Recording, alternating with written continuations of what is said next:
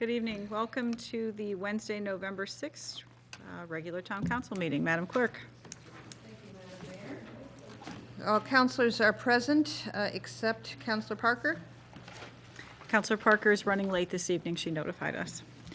Salute to the flag. Could we all please stand? And would Mr. Zagami please lead us in the salute? To the flag of the United States of America and to the republic for which it stands, one nation, under God, indivisible, with liberty and justice for all. It says Okay, we are on to item 3, recognitions, awards, and memorials. 2019-685, recognition of Kevin Trejo on page 3. Councilor Baumgartner. I'm sorry if you allow me to find my bearings.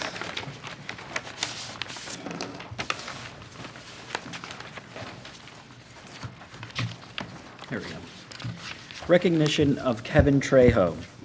Whereas upon receipt of his recent resignation from the Groton School Readiness Council, the Groton Town Council wishes to thank Kevin Trejo for the past 15 years he dedicated to the town of Groton and its citizens. And whereas he has devoted countless hours of his time to the Groton School Readiness Council to better the community it serves, and whereas Kevin Trejo has done a remarkable job leading and supporting the work, initiatives, and programs of Children First, Groton, and School Readiness, and whereas his dedication and efforts have assisted to sustain resources that will continue to benefit the community, now, therefore, be it resolved that the Town Council of the Town of Groton want to acknowledge Kevin Trejo and his contributions as the mayor's appointee and school readiness chair, and want to wish him the best in his future endeavors. Thank you. We have no public hearings this evening, so we are on to receipt of citizens' petitions. It's a portion of the council meeting where the council welcomes comments from citizens. To address the council, please sign the sheet on the table. When you're recognized by the mayor, please approach the podium, clearly state your name and address, and speak into the microphone. Each presentation should be limited to 5 minutes or less, and citizens should, if possible, submit written comments. Presentations should be related to matters pertinent to Groton. Town councilors will only ask questions in order to clarify the speaker's presentation and can respond during the responses to citizens' petitions portion of the meeting. We have 4 people signed up to speak. The first is Kristen Distante, followed by Mark Shearer.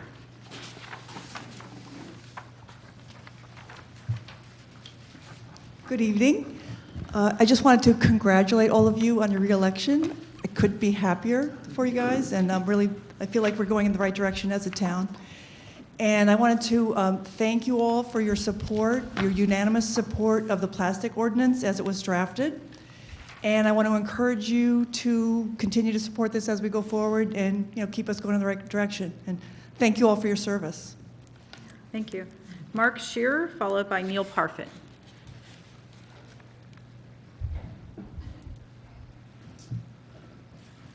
Hello, thanks for having me here tonight. I'm here actually for... Excuse me, I'm sorry, sir. Could you please state your name and address for the record? Yep, my name is Mark Scherer. I live on 11 Allen Street in Mystic, Connecticut. I've lived there for 15 years now, and I'm concerned about VRBOs and Airbnbs popping up pretty much all around me. Just a quick Google search shows that there's 347 VRBOs in Groton. Many of those are probably in the Mystic area, just because of obviously Mystic advertising, great restaurants and a place to visit, and which is fantastic. It's one of the reasons we live here. But what happens is with these VRBOs, you get every weekend different people coming in. It really changes the dynamic and the fabric of a residential neighborhood, and I'm very concerned about that, to be honest with you. I'm concerned about my home value. The house right behind me was just sold to a VRBO. The people live in Stamford, Connecticut. I've met him briefly. He told me he was going to retire in this house, and I haven't seen him since. And I've seen about 20 people in and out of there at $300 a night. And right across the street from me is another VRBO. It has a name called The Bungalow, if you look it up online. The house right next door to me is for sale now. I don't know what's going to happen with that. Obviously, I want everyone to get as much as they can for their homes, and I know they can't control who they sell them to. But my fear is people are scooping up these houses who don't live in the area, and it could potentially really change Groton if we don't watch out and we don't keep track of what's happening. Thankfully, really, there hasn't been any huge parties or anything like that you hear about on the news. There was just a shooting out in San Francisco of a big party house out of VRBO last week. And, there's been nothing like that. But that's not to say something like this couldn't happen. And if you're trying to raise a family and people are on vacation constantly, it can be difficult. So I just want to see what the regulations are. Are there any rules? Does Groton have any guidelines? Has anybody thought about this? So I'm just really opening the conversation right now to find out your thoughts. And also, secondly, from a tax purpose, I have no idea what kind of taxes. If you stay at the Mystic Marriott, you get a nice bill at the end, and there's about 4 or 5 different taxes that probably go to the town of Groton, amongst other things. I don't think there's anything like that, any regulation like that or taxes like that these people are following. So if someone can just look into that and kind of maybe see what's going on, it would be greatly appreciated. Thank you, sir. Neil Parfit, followed by Larry Dunn.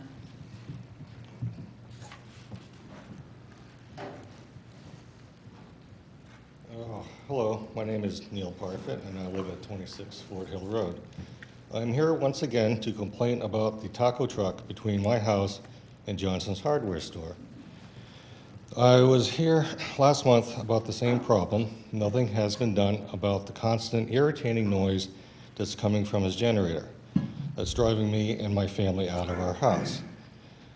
This has been going on for months. It is literally making us go insane. We have to leave our house to get away from it. We have asked him to do something to deaden the noise, but has done nothing. He has told zoning that he will build a box around it, but has not yet done so. The generator is on 3 to 4 times a day, 7 days a week. That's up to 6 hours a day that we have to listen to it every day. I have asked the town officials to stop by to hear it for themselves, but not one person has except one. Thank you, Councilor Franco, for taking the time to see me. The generator was not on at that time, so she did not hear it. I don't understand how or why a business is allowed to operate in this manner, but this is not fair to us. I have rights too, and I believe our rights are being violated. I don't think my neighbors would like it if I powered my house with one every day. This has got to stop now, not next week, but now. I am at the end of my patience with this problem, and I feel like I have had no support from town officials that I have talked to. If this is not taken care of real soon, I will be forced to take legal action. I would rather not go that way, but I don't see any other solution. I have called the police 4 times, and according to the town attorney, he is disturbing the peace. So please fix this. We cannot live like this. Thank you. Thank you, Mr. Parfit. Larry Dunn?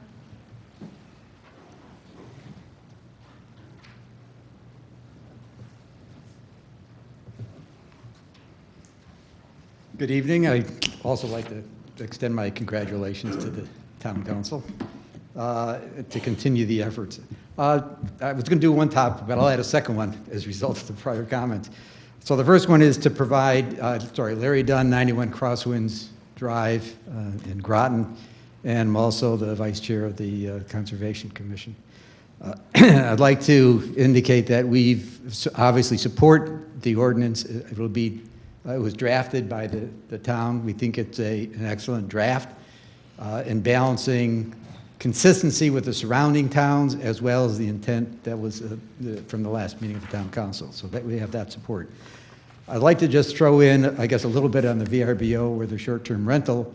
Since I live in Noank, we've been working on it for about a year as a result of issues in the community. So a lot of research and at least 2 public sessions with a lot of feedback from 50 to 60 residents. And we're working through it to try and balance the rights of the homeowner against the character of the community. I mean, it's not an easy one to solve, but what I would do is offer, since we've done a lot of research and background, if there is an interest in sharing that, then Noank would be very, very pleased to support and provide that input to you. Thank you, Mr. Dunn. That's all that's signed up. Is there anyone else here who would like to speak? If you would, please come up and just state your name and address for the record.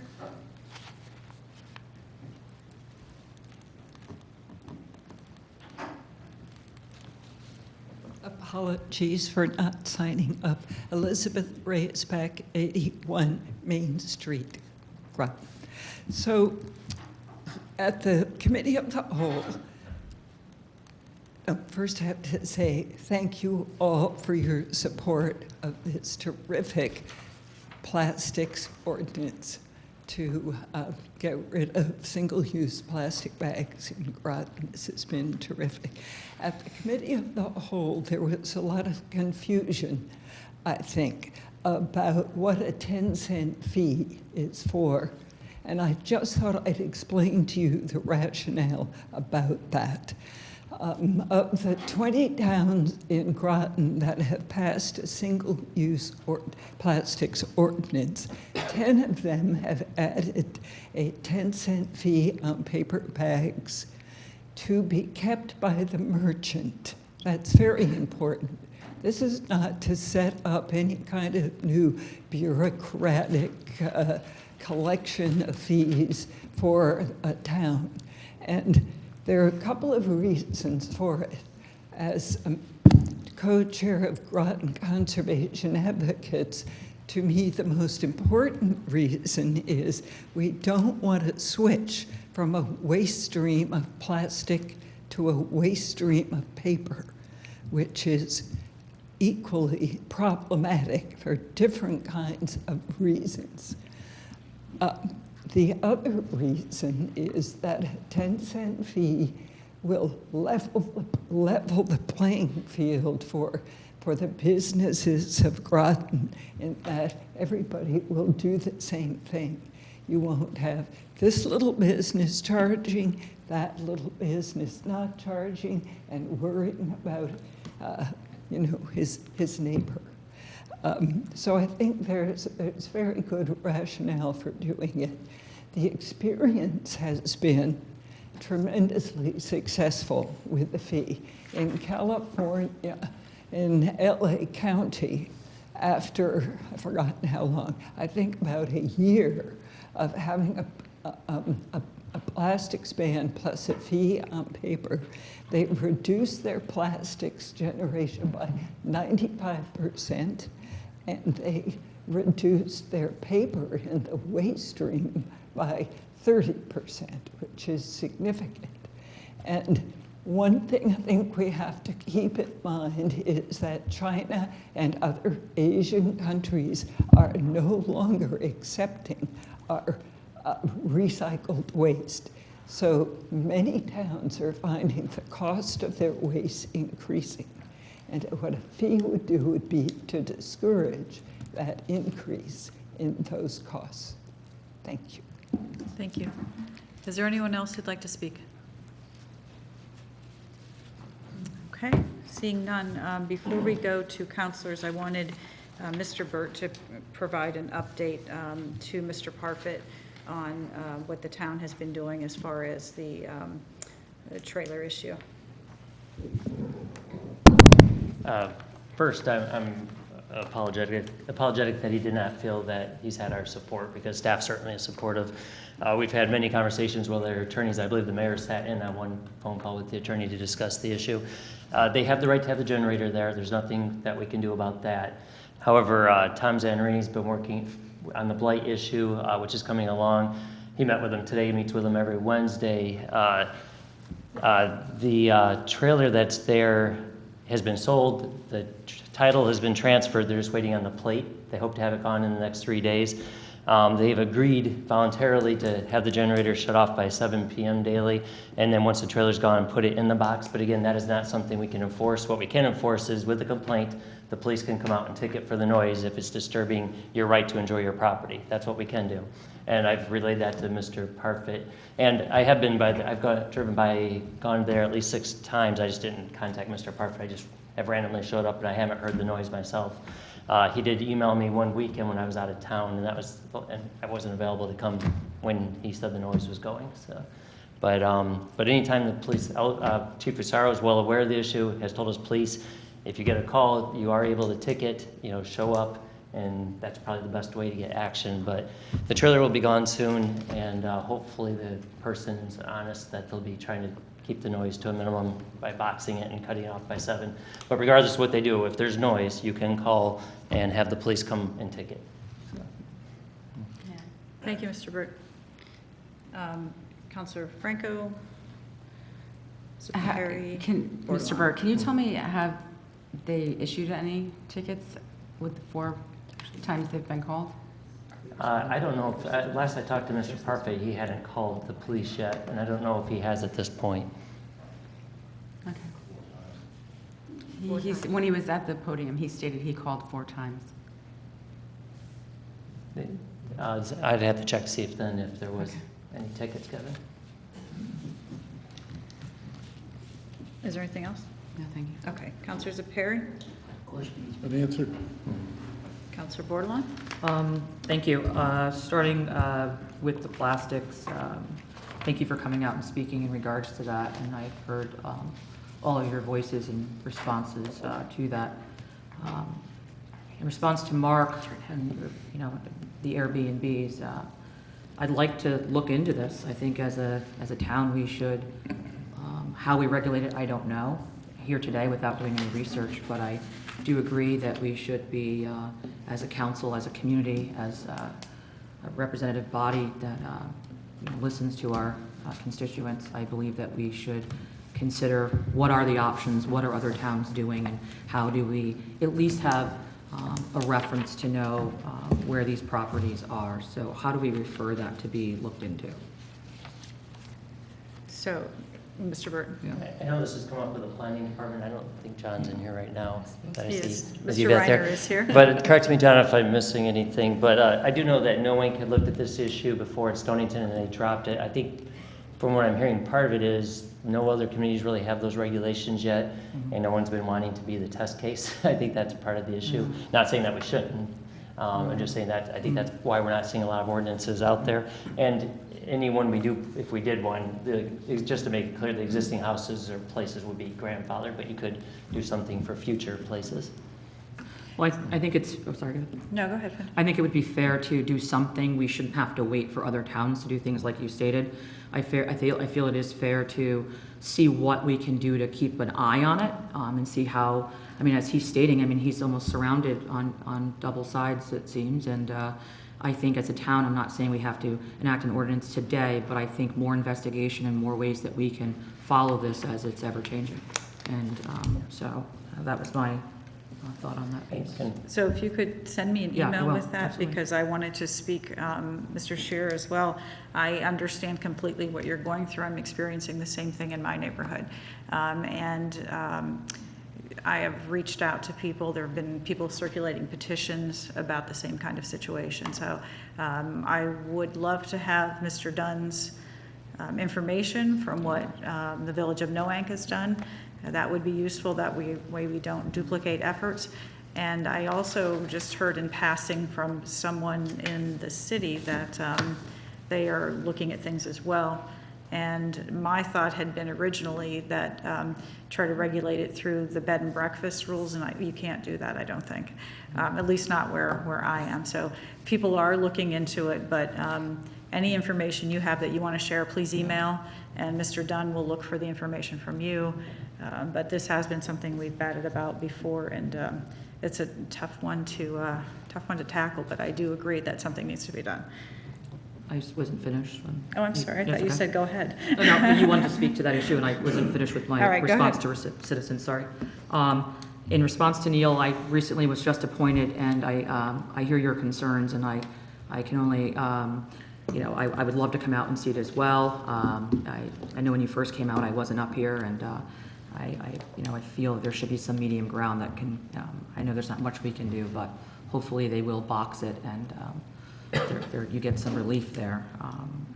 As far as the 10-cent bags, I was in full support of that. Once again, we want to pass an ordinance for plastics, but we do not want to create a secondary issue, which I had stated at the last council meeting. And I do believe that by offering the free bags, we will then create another crutch or handicap to the town, and it will become too convenient very fast. So thank you. Thank you for all your comments. Councilor Baumgartner? Yes, thank you, everyone, for coming out. Mr. Shearer, a quick clarifying question. I'm kind of curious as to what the VRBO acronym stands for. Vacation rental by owner. Okay, so it's VRBO. Yeah, VRBO. Got it. Yes, No, I misheard you. I'm sorry. Okay, and I'd definitely like to align my remarks with both Mayor Granatowski and Councilor Bordelon. I'm definitely of the belief that, it's okay to be the first to look into something. So, I think we'll do our due diligence and do our research and follow up with you as soon as possible. Mr. Parfit, also thank you for coming out. I've not visited, the property outside of having a taco. And they are pretty good, I must say. But I do, would say that, obviously the noise, if it's, disturbing you at a time when, you'd like some tranquility and quiet, I'm sure that is frustrating. So, I think as opposed to, creating more conflict, I think, it would be great if everyone kind of came together and talked about this in a civil manner. So, thank you for coming here with your frustrations, because I know it's been very frustrating for you. So you are heard, and again I would love to speak with you after at a later time. And lastly, on the issue of the plastics reduction, I think it's incredibly important that we consider a 10-cent fee on paper bags. It's important to not only, remove plastics from our waste stream, but also paper, because in many cases it isn't being recycled. It's going either to a landfill or to an incinerator, and obviously that's not the best use of a very precious resource. And obviously our chief goal in passing this ordinance is to reduce the amount of consumption of these products. So, while no one also spoke about the need to reduce styrofoam out of the waste stream, I think it's important that we ought to do that as well, and perhaps expand,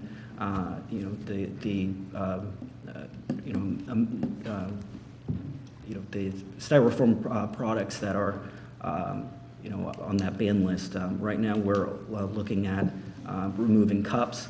I think we ought to look at maybe expanding that to several other products as well. And removing that from the waste stream here in Groton too. So again, thank you everyone for coming, and it's great to see such a good turnout on critical issues. We have councilors that want to speak twice, but I'm going to go to those who haven't voiced yet at all. So Councilor Aubry and then Heath. In reference to the bring your own bottle, I think that we should form a committee. That's what it says on there. Oh, bring your own bag. Oh, that's okay. different from, are you speaking about the short-term rentals or the Yes. bag? Okay, so VROB. That's a different group. That was BPO. But that's the, that's the bag people. The people with the bags are there with those. Mr. I was Sheriff. ready to go with it. Just one second, I think that we should form a committee under the direction of our planner and start working on some regulations. I was part of a group that worked on the regulations for the B&Bs in the city of Groton, and it went very well. We were able to work things out and move forward. So I think that we should initiate that group. And maybe it could be a combination of councilors and citizens. Mr. Burt? And I think Stonington got very far along. I think they have an ordinance drafted that we could probably use as a starting point. I think they just didn't enact it, but I'll have Mr. Reiner check into that, and then we could see where the starting point is and go from there. And then I just communicated with Chief Pissarro. He will look to see on the noise complaint what happened with those calls, and I'll get back to you. So. Okay, we have Councilor Heed next. On the BYOB, whatever that was. I work in the, full disclosure, I work in the hotel industry, and we do know that this is something that's siphoning off a significant amount of business on big event weekends. And it's not individual travelers or couples who are doing it, it's like groups of people who are doing it, it seems. So families will come, for example, for college graduation, and the grandparents will stay at the hotel, and the whole family will be in an Airbnb. So just to validate that this is an issue that we're aware of, and I'm glad we're going to look into it. So regarding the taco truck, I have two questions for the town manager. Why is it that we can't do anything? Well, they have an approved site plan for the site. It's a commercial property, and it's allowed to have a generator. There's nothing against it. So is that something where we need to look into doing an ordinance, require a hookup to the electrical system? Well, again, they would be grandfathered, but I don't know what, it'd be something to refer to probably to the Planning and Zoning Commission if you wanted them to look at that. Right, and then what about a noise ordinance? That wouldn't do any different for this than what the police power is. It's the same thing, it's the same basic thing. All right. So we'll keep that alive. Then the other thing, of course, thank you everybody for all of the work that you've done in the support for the plastics ordinance. I think it's fantastic, and I'm looking forward to it. Regarding the 10-cent bag fee on the bag, I'd be concerned about the cost to people who don't, they might show up at the store and they're not prepared to buy a bag. I'm not exactly sure how that would affect people. But that being said,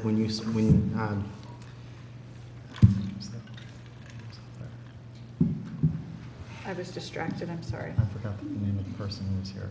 For? I forget which face. For which item? For the plastics, the paper bag. Was that Ms. Ms. Vilagre? Raisbeck. Okay, Vilagre is here too, I think, right? Yes, Ms. Vilagre and Ms. Raisbeck are both here. Okay. Oh, there you are. Yes. Okay. So anyways, when it comes to the stream, that's, I think, the critical issue in this plastics ordinance, where we should maybe consider adding that, because it's that additional amount of waste going into the stream that ends up at not the furnace. Transfer station. The transfer station. That's one of the issues that we need to deal with, I think. So we might consider adding that as an amendment. Okay. So we have two counselors that wish to respond again to citizens. It's Counselor Zepari and then Counselor Franco. One of my responses is to the comments made earlier about controlling bread and breakfasts and VRBOs. It's analogous. I mean, supposedly we don't have something else to look at in terms of other municipalities that have taken on the task of controlling the unbridled growth of this industry. The analogous situation is in many cities, even New Shoreham on Block Island, and of course New York City, and I know other cities. Taxi cabs are limited. You have to have a medallion, and there are only so many medallions given out. and it's because having too many taxi cabs clutters the road. I think the problem here is quite similar. There are too many B&Bs and VRBOs, so that the people who are trying to live in those residential areas are having their quality of life diminished by the abundance of these organizations. So I think that we could look at the processes that other municipalities have used for limiting taxi cabs and develop something similar for limiting these businesses. The second thing I'm concerned about is the noise at the little restaurant or whatever it is, the stand and the trailer, and besides being very unsightly, I think it is, regardless of whether or not someone has a right to have a generator, they don't have a right to make so much noise that their neighbors cannot enjoy their property. And everyone has a right to the quiet enjoyment of his or her property, and it's fairly well established in law. We considered a noise abatement action before, and we were dissuaded from going forward with it because the police department felt that they could accomplish all that we needed to accomplish with the existing laws. Well, if this continues to be a problem, it appears to me that we're not accomplishing what needs to be accomplished with existing laws. And so I think that if this can't be controlled, we should reconsider our efforts to establish a noise abatement ordinance in Groton. And I would like to see this brought under control. I don't think anybody should have to have his house sitting next to a machine that's operating and making a lot of noise. And there are quieter generators, they're just more expensive. And you have to operate your business in such a way that other people can continue to live. So I'm very sympathetic, and I think we should take action, and I would like the police to be more of a presence, have more of a presence there, and to cite this individual if he continues to make noise that is excessive. Mr. Burt, you wanted to respond? Two things. Just one, what that other ordinance allowed was for the police to ticket. Same thing, it's just a slightly different amount for the ticket. So the other one would not accomplish anything this wouldn't accomplish. However, I will ask the police, though, to step up to stopping by and checking on the noise. That's what I can do. Yeah, but the noise abatement ordinance would prohibit noise above a certain decibel level during the day and make it required to be even quieter in the evening. And that's why it needs to be, that's why it's an advantage. Councilor Zepari, excuse me, I'm sorry. If you wish for us to take that up again, there are rules about reconsidering things, but you're welcome to put it in writing or email, and then we could see if we can reconsider that. Our rules have time limits on when you can bring something back, so we can address that if you would like. Yes. Let me work with the police chief, if you will, before we go to that extent, because I know the police are not in favor of carrying decibel meters around and being trained on that. And, right. But the other thing is, Mayor Hedrick just texted me that they did an ordinance, but they didn't pass it in the city. So there is no ordinance in the city for the short-term rentals. They were approached by citizens and they didn't move forward. Thank you. But it's starting another document to look at for us to, as a starting point. So. Thank you. And then Councilor Franco, and then I think everyone has had a chance to respond. So I was going to bring up some of these things that communication reports. So I received a packet from a Tom Bradham from 7 Gravel Street Association, and he's also bringing it to my attention in a complaint regarding planning and zoning for these short-term rentals in the town of Groton.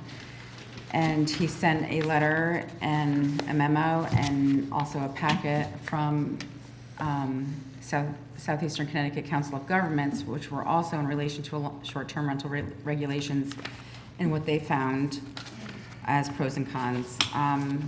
So this is obviously becoming quite an issue in our area, so I think it should be looked at as well. And delved into. Also, the noise ordinance,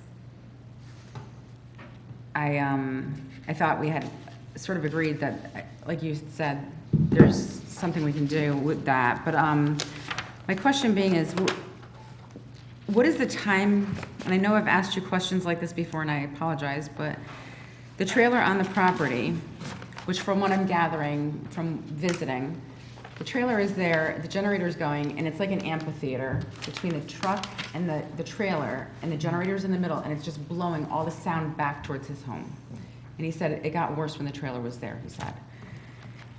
And my question is, so he was here last month, and he was told to sell it. It's a month later.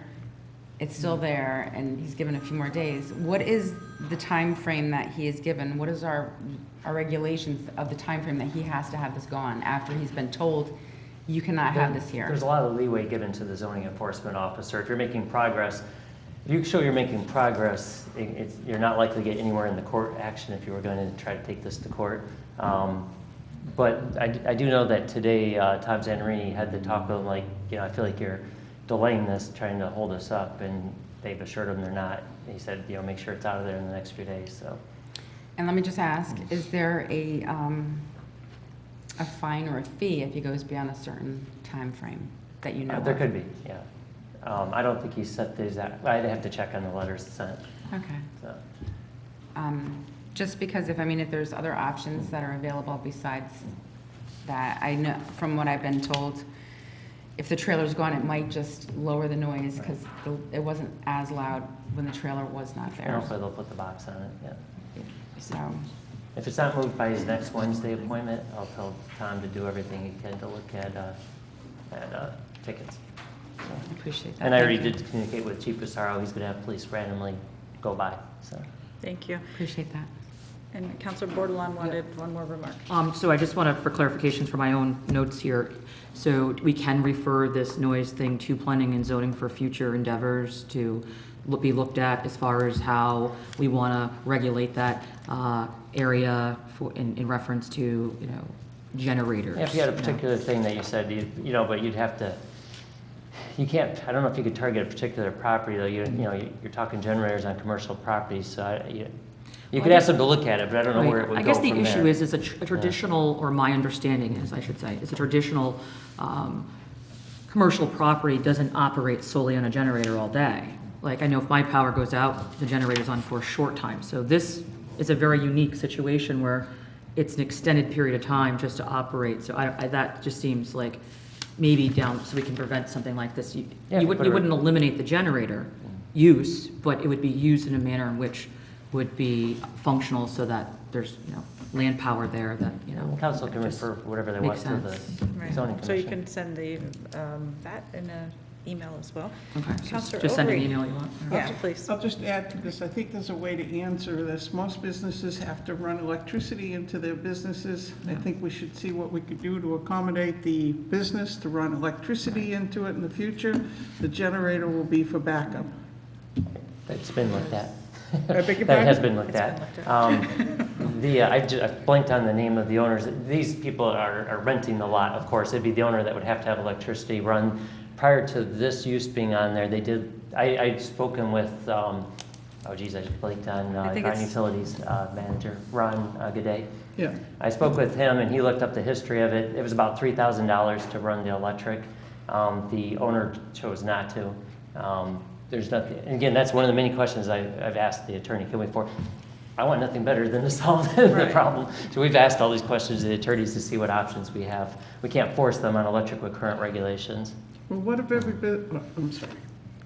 I'll debate it with you another time. Okay. All right, so we are on to item 7, consent calendar. Councilor Franco, if you could just move it as one item, please. Resolution accepting town council meeting minutes. Resolved that the minutes of the town council meeting on Can you October... just move the consent calendar, please? We do it all as one. I don't usually ever do this, so... I know, it's usually Andre. I know. Do I just say it? or Move the is it- consent calendar, yeah. Just move the consent calendar? Yep. Second. Thank you. Moved by Franco, seconded by Heed. Is there any discussion on the items in the consent calendar?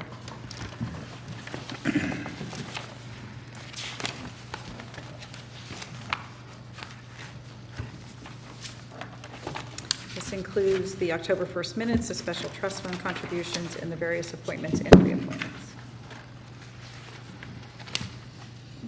Seeing no discussion, all those in favor of moving the consent calendar say aye. Aye. Opposed? Abstentions? So moved unanimously, and we are still at 8 counselors. Communications and report, town councilors. Counselor Baumgartner. So I think it goes without saying that many of us are very, very tired today. I want to thank the voters for placing your trust in me for another 2 years. It's been absolutely humbling and a privilege to represent you. We have a lot of work to do. We've been talking about plastics reduction ordinance. There's so much work to do to make sure that Groton becomes a more resilient community. And I think, I, along with many of the councilors, have indicated that the plastics reduction ordinance will not be the last step to make Groton a truly sustainable and resilient community. Please continue to hold us accountable. Please continue to reach out to us about your frustrations and concerns in the town and share your ideas about how to improve our community. But I am deeply, deeply appreciative of you placing your trust in me, and I won't lose sight of that, and keep working very hard for you. So thank you again, and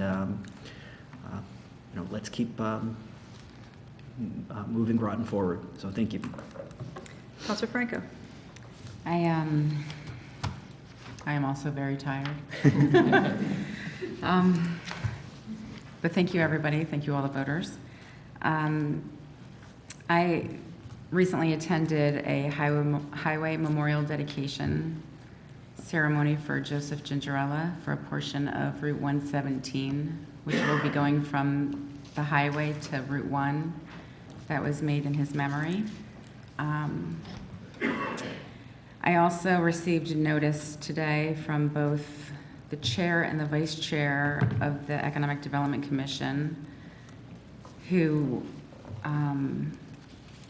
are planning on having a meeting on November 18th with businesses for business input regarding the reductions ordinance. And they said they might like to slow this process down a tinge to get the business input, because they think now that the ordinance is becoming more clear that they will have, maybe businesses will have a different input. So they're having a meeting on the 18th, and I believe we will see this on the 19th. Is that correct?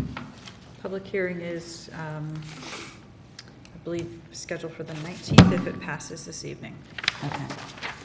So they're having a meeting on the 18th, and so on the 19th, I believe, we'll have the public hearing. So I just wanted to make you aware of that. That came in today, both the chair and the vice chair of the Economic Development Commission. And that's it. Thanks. Councilor Heed. All right, I too am very honored to have been reelected, and would like to thank the voters. And am also very tired, and looking forward to getting started on the next 2 years. Councilor Aubrey. I'm going to thank you on the night we get sworn in. Right now, we're just the old staff. We have a couple new people joining us, so we'll say thank you that night. The only thing I wanted to bring up, I've gotten several calls because there's still a problem at the golf course with the fact that nobody has addressed the issue with the porta potty, and the neighbors are getting very upset with being ignored. So we need to address that. I do know, I just saw, I do know I just saw an email from Mark Berry that part of their issue is that the signage is weird for directing people to go to the porta potty, and they are moving that. It might even be moved as of today, but I just got that late yesterday, I believe. So Well, people have been, I guess, going to the bushes and not using the porta potty. Even if it's moved, it still needs to have some fencing around it. You move it to the other side of the arborvitae, then you got the people on the other side of the course that get upset. And the golf pro down there had told me that it was going to be put up. In fact, he was supposed to be part of doing it, but it hasn't happened. So I appreciate the fact that they're trying to move it, but it's just going to create a different group that will be calling. I'll check it out.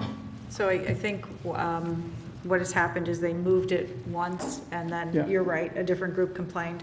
And so they moved it back, and then Mr. Goodhue was willing to try to put up a fence to block things. So they have tried moving it, and you exactly called it that different people complained. So Yep. it's in process of being resolved. Councilor Bordelon. Thank you. Yeah, I'm tired as well, as everyone else already stated, so I'll just say it for the record then. As Leanne said, I won't celebrate tonight, I guess, but in full celebration. But first, I'd like to thank everyone who did run and all the ones who didn't make it as well. Thank you for stepping up, because as I'm learning, the more you go up, the more you put your face out there, and the more you put your family and everybody out there to be criticized, and it's not an easy task, win or lose. So thank you for any and all people who came before and stepped up to volunteer. And you know, you're still a winner in my eyes, in the sense that you at least stepped up to make the attempt to be elected, and that you should be proud of, and not many people do it. So I thank you for that. And under my travels, I attended a Board of Ed meeting and the high school football game, and I also attended with Councilor Franco, and several other councilors, the Highway Memorial for Joey Gingerella at Bridge Street Market, and it was heavily attended, and it was a wonderful event too, that they decided to do such a thing for the family. So thank you. Councilor Schmidt. Well, I went to a meeting last Thursday in New London, and I had to use my walker because I would need it for help when I went down the street. When I got into the town hall at New London, I went up to the elevator to be able to go to the second floor. There was a sign, elevator not working, use the stairs. So finally they changed the meeting room, but I thought that was a rather strange thing to encounter, and I'm glad that we're all on one level. Thank you. Councilor Zafir. I think I'm grateful to the voters for electing me for another term. My parents used to say to me, be careful what you wish for, you might get it. In any case, I came to serve, and I put myself out there, made myself available to be of service to the town, and you have gratified me by giving me confidence, giving me your confidence by voting me back onto the council. So thank you. I wrote to the town manager recently about items that were on the last town council meeting from visitors, from citizens' petitions. And we had petition from 3 RTM members who were concerned about off-budget grant money in the Department of Education. And they wanted greater transparency. Thank you. I just want to know what we've accomplished with the Board of Education or with the Department of Education in getting greater transparency regarding the off-budget grant monies that they have. Sure. And prior to them coming, we had already obtained our own legal opinion concerning that. The Board of Ed subsequently obtained their own legal opinion from their attorney. We have a meeting scheduled next Thursday with the mayor, Board of Ed President Kim Watson, Dr. Ganir, Moderator Eben. Oh yeah, and Moderator Sema Eben. So next Thursday we have a meeting to hash over the legal opinions and go through processes. So. Well, the legal opinions, I'm all for legal opinions. I make a living doing that. But I think that we have an obligation for transparency, and the public ought to be able to see what we're doing, even if we are a semi-autonomous division of the government of the town, that being the Board of Ed or the Education Department. I just think their request is morally justified, and we should make every effort to at least assert some moral pressure so that we do have transparency in that regard. I agree. Thank you. Okay, I will be like Councilor Aubry and discuss election things when we're in our new term. I attended a meeting with the people we're going to hear from next, the Resilience and Sustainability Task Force with the city. They have been very busy and reaching out and doing their homework. And as part of that, with one of the members, Ms. Stratton and I met with Representative Dela Cruz to talk about microgrids and explore some possibilities for a microgrid up here at the top of the hill. And I just wanted to congratulate Parks and Rec and Sensei Ralph. They had an international karate tournament here at the community center over the weekend, and we had people from all over the world come here and spend the weekend right here in Groton. So it was really cool. So thank you, Sensei Ralph. Onward, upward. Clerk of the Representative Town Meeting. Well, the representative town meeting is prepared to meet. They haven't met in a while, but they were prepared to meet this month on the 11th or 13th. Clerk of the Council. 13th. Oh, Clerk of the I'm Council. sorry. Well, just to let you know that there's lots of business going on still in town regarding the election, and there will be a recount tomorrow at 2 o'clock at the Groton City Municipal Building. And that's for District 7 RTM. At the City Municipal Building? There isn't room anywhere else, I'm told. Oh, okay. So that's a District 7 recount at the City Municipal Building at 2 o'clock. Correct. And the public is welcome to attend that. Absolutely. Encouraged. Thank you. But you can't say a word. I'm sorry? You have to be quiet, that's all. Oh. They ask for quiet. If you see, Yes. of course, if you see a discrepancy of some sort, you Right. go to the moderator. But that's all explained. If you attend, you'll be explained. That's it. Thank you. Town Manager. Yeah, that karate tournament was pretty big. I had to drive, I was working Saturday morning and drove like 3 times around and realized, oh, no one took the reserved for delivery spot. Awesome.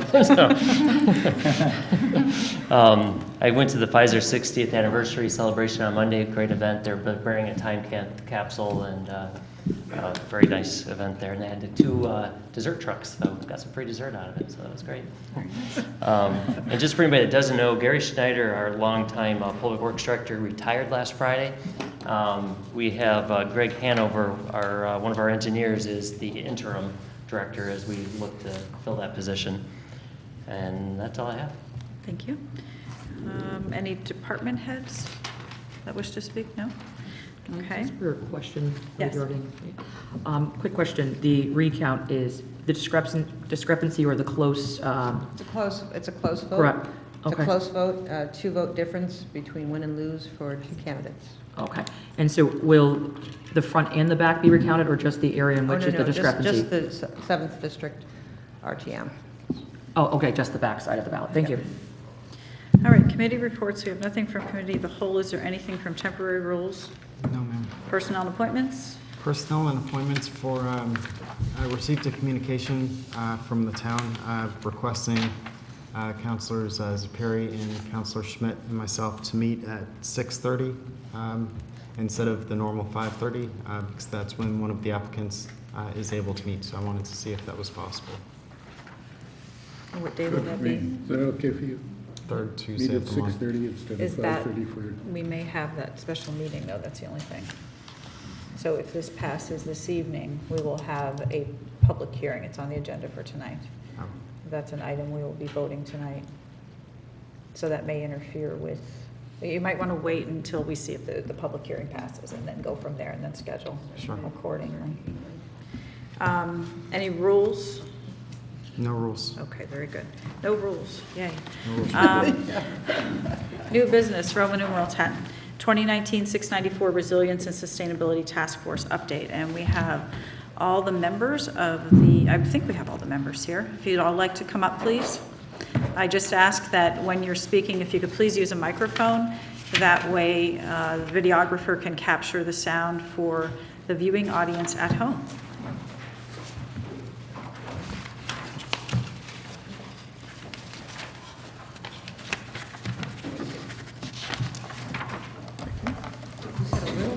Thank you.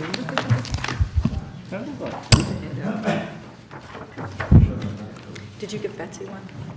Did you give Betsy one for the minutes? Thank you very much. Oh, Mr. Greeley has extra microphones, that's good.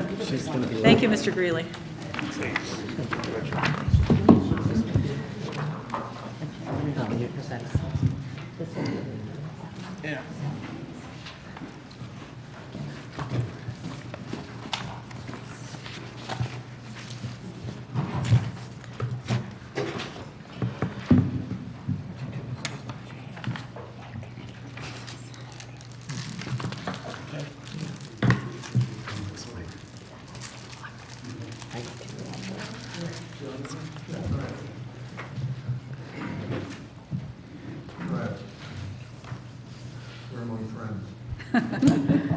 If you could start by just introducing yourselves, please. Good evening. I'm Zell Stever. I live at 81 Main Street in Groton, and the chair of the Groton. Is that my car? Can you all hear? Yes. Yeah. Okay. Chair of the Groton Task Force on Resilient and Sustainability. And you've asked for a update in terms of the activities that we're undertaking. And so I thought I'd put together a really short PowerPoint presentation for you. And I will, in a minute, introduce the members of the task force, because I think many of you have actually not met the group of people that are sitting up here with me. Some of you, however, I should recognize, have been to our meetings, and we have greatly appreciated the fact that several of you have attended our regular meetings.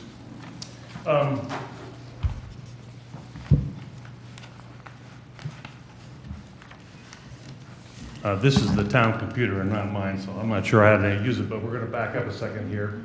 And basically, that's the cover sheet you've got all before you.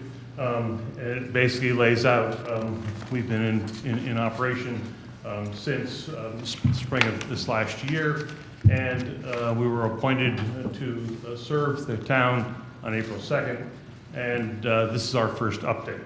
So what you asked us to look at were these basically six points, and I won't go through them because you all wrote them and laid those on us. So they're there to refresh your memory of what was asked of us. And now I'd like to introduce the people that you have appointed to the task force. And I'll do it by alphabetical order, just because there's no other way of doing it. First of all, we have Frank Boland, who is a professor emeritus at the University of Connecticut, a physical oceanographer, PhD. He's been in the town since, I think, 1967, or 8 maybe. And so he's been at the university that entire time and has been very active in terms of looking at what's happening to our coastline, a shallow water oceanographer. Sitting alongside Frank is Sarah Kelly, who has been in town for a very long time. She just recently retired from Pfizer's, where she was a senior vice president. She's an organic chemist. She dealt with small molecule pharmaceuticals, which I'm not sure what that means, but is a person who is very good with the numbers and been keeping us very straight about looking at the information that's come before us. Next is myself, and then next to that is Jessie Stratton. Jessie Stratton has been in town for, I guess, about 10 or 12 years now. She has been a state legislator, a 7-term person, with 10 years of that being the chairman of the Environment Committee for the state legislature. And so it's really a kind of a great experience. And then after she retired from the legislature, she went to work for the DEEP.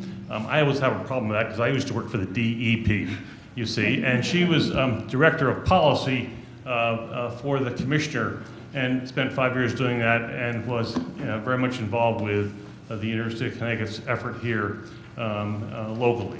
And then finally, Victor Villagra. Victor is a doctor who is an internist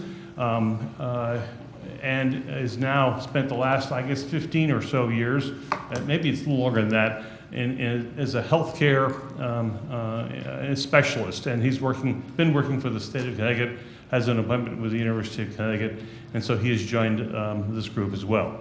We have two alternates who are not here with us today. Is Maggie here? Oh, she left. Well, we have two alternates, both of who are equally as impressive. Maggie Jones, who is a local gal who has spent the last 31 years as the head of the Denison Seapost up in Stonington, and has just a tremendous knowledge of the local ecosystems that we all live in. And then finally, Nicky Weiss, who is also an alternate member, and he is, again, a biological oceanographer, was trained here at the University of Connecticut, a lobster and, principally a lobster and crab biologist, and he spent 30 years running the Project O over at the University of Connecticut, and probably many of your children have been through Mickey's program. And so that rounds out the group. The way we've operated is that we don't treat anybody as a member or alternate. We ask everybody to come and participate, and it's made for a very rich conversation within the group. Now, so what have we done? Well, first thing we've done is we've met 7 times, and we go through the normal Freedom of Information requests to make that happen as regular meetings and as special meetings. And what we've done is we've discussed the charge that you gave us at some length, because at first it wasn't clear what we were probably going to be doing. So that was the first thing that we sort of spent some time doing. And then we immediately got involved with looking at what some of the key impacts that are likely to happen over the next few years in Groton. Sea level rise is one of those that is very important. This is, Frank Boland has done a fair amount of work in that. Frank, do you just want to just give a 30-second maybe discussion about what that means and what's likely to happen? 2 things. Microphone, please. Thank you. 2 things. One, there's nothing new about sea level rise. Sea level has been rising for 18,000 years or so, since the termination of the last glacial advance. The problem along the coast is that about 120 or 30 years ago, we all, or our grandfathers and all, started allowing houses to be built close to the high water line. And that high water line has migrated inshore. So we have some problems, some more in some areas than other areas. I can take you to Front Street in Noank, I can take you to Gravel Street in Mystic. We're now heirs to what was set in place 100 years ago, and we've got to look at that. So we've got a problem that's independent of any worry about global climate change. Where the global climate change comes into the sea level business is that there's likely to be an acceleration in the rate of sea level advance. And it's variously estimated to be on the order of 18 inches or so rise from present day by 2050.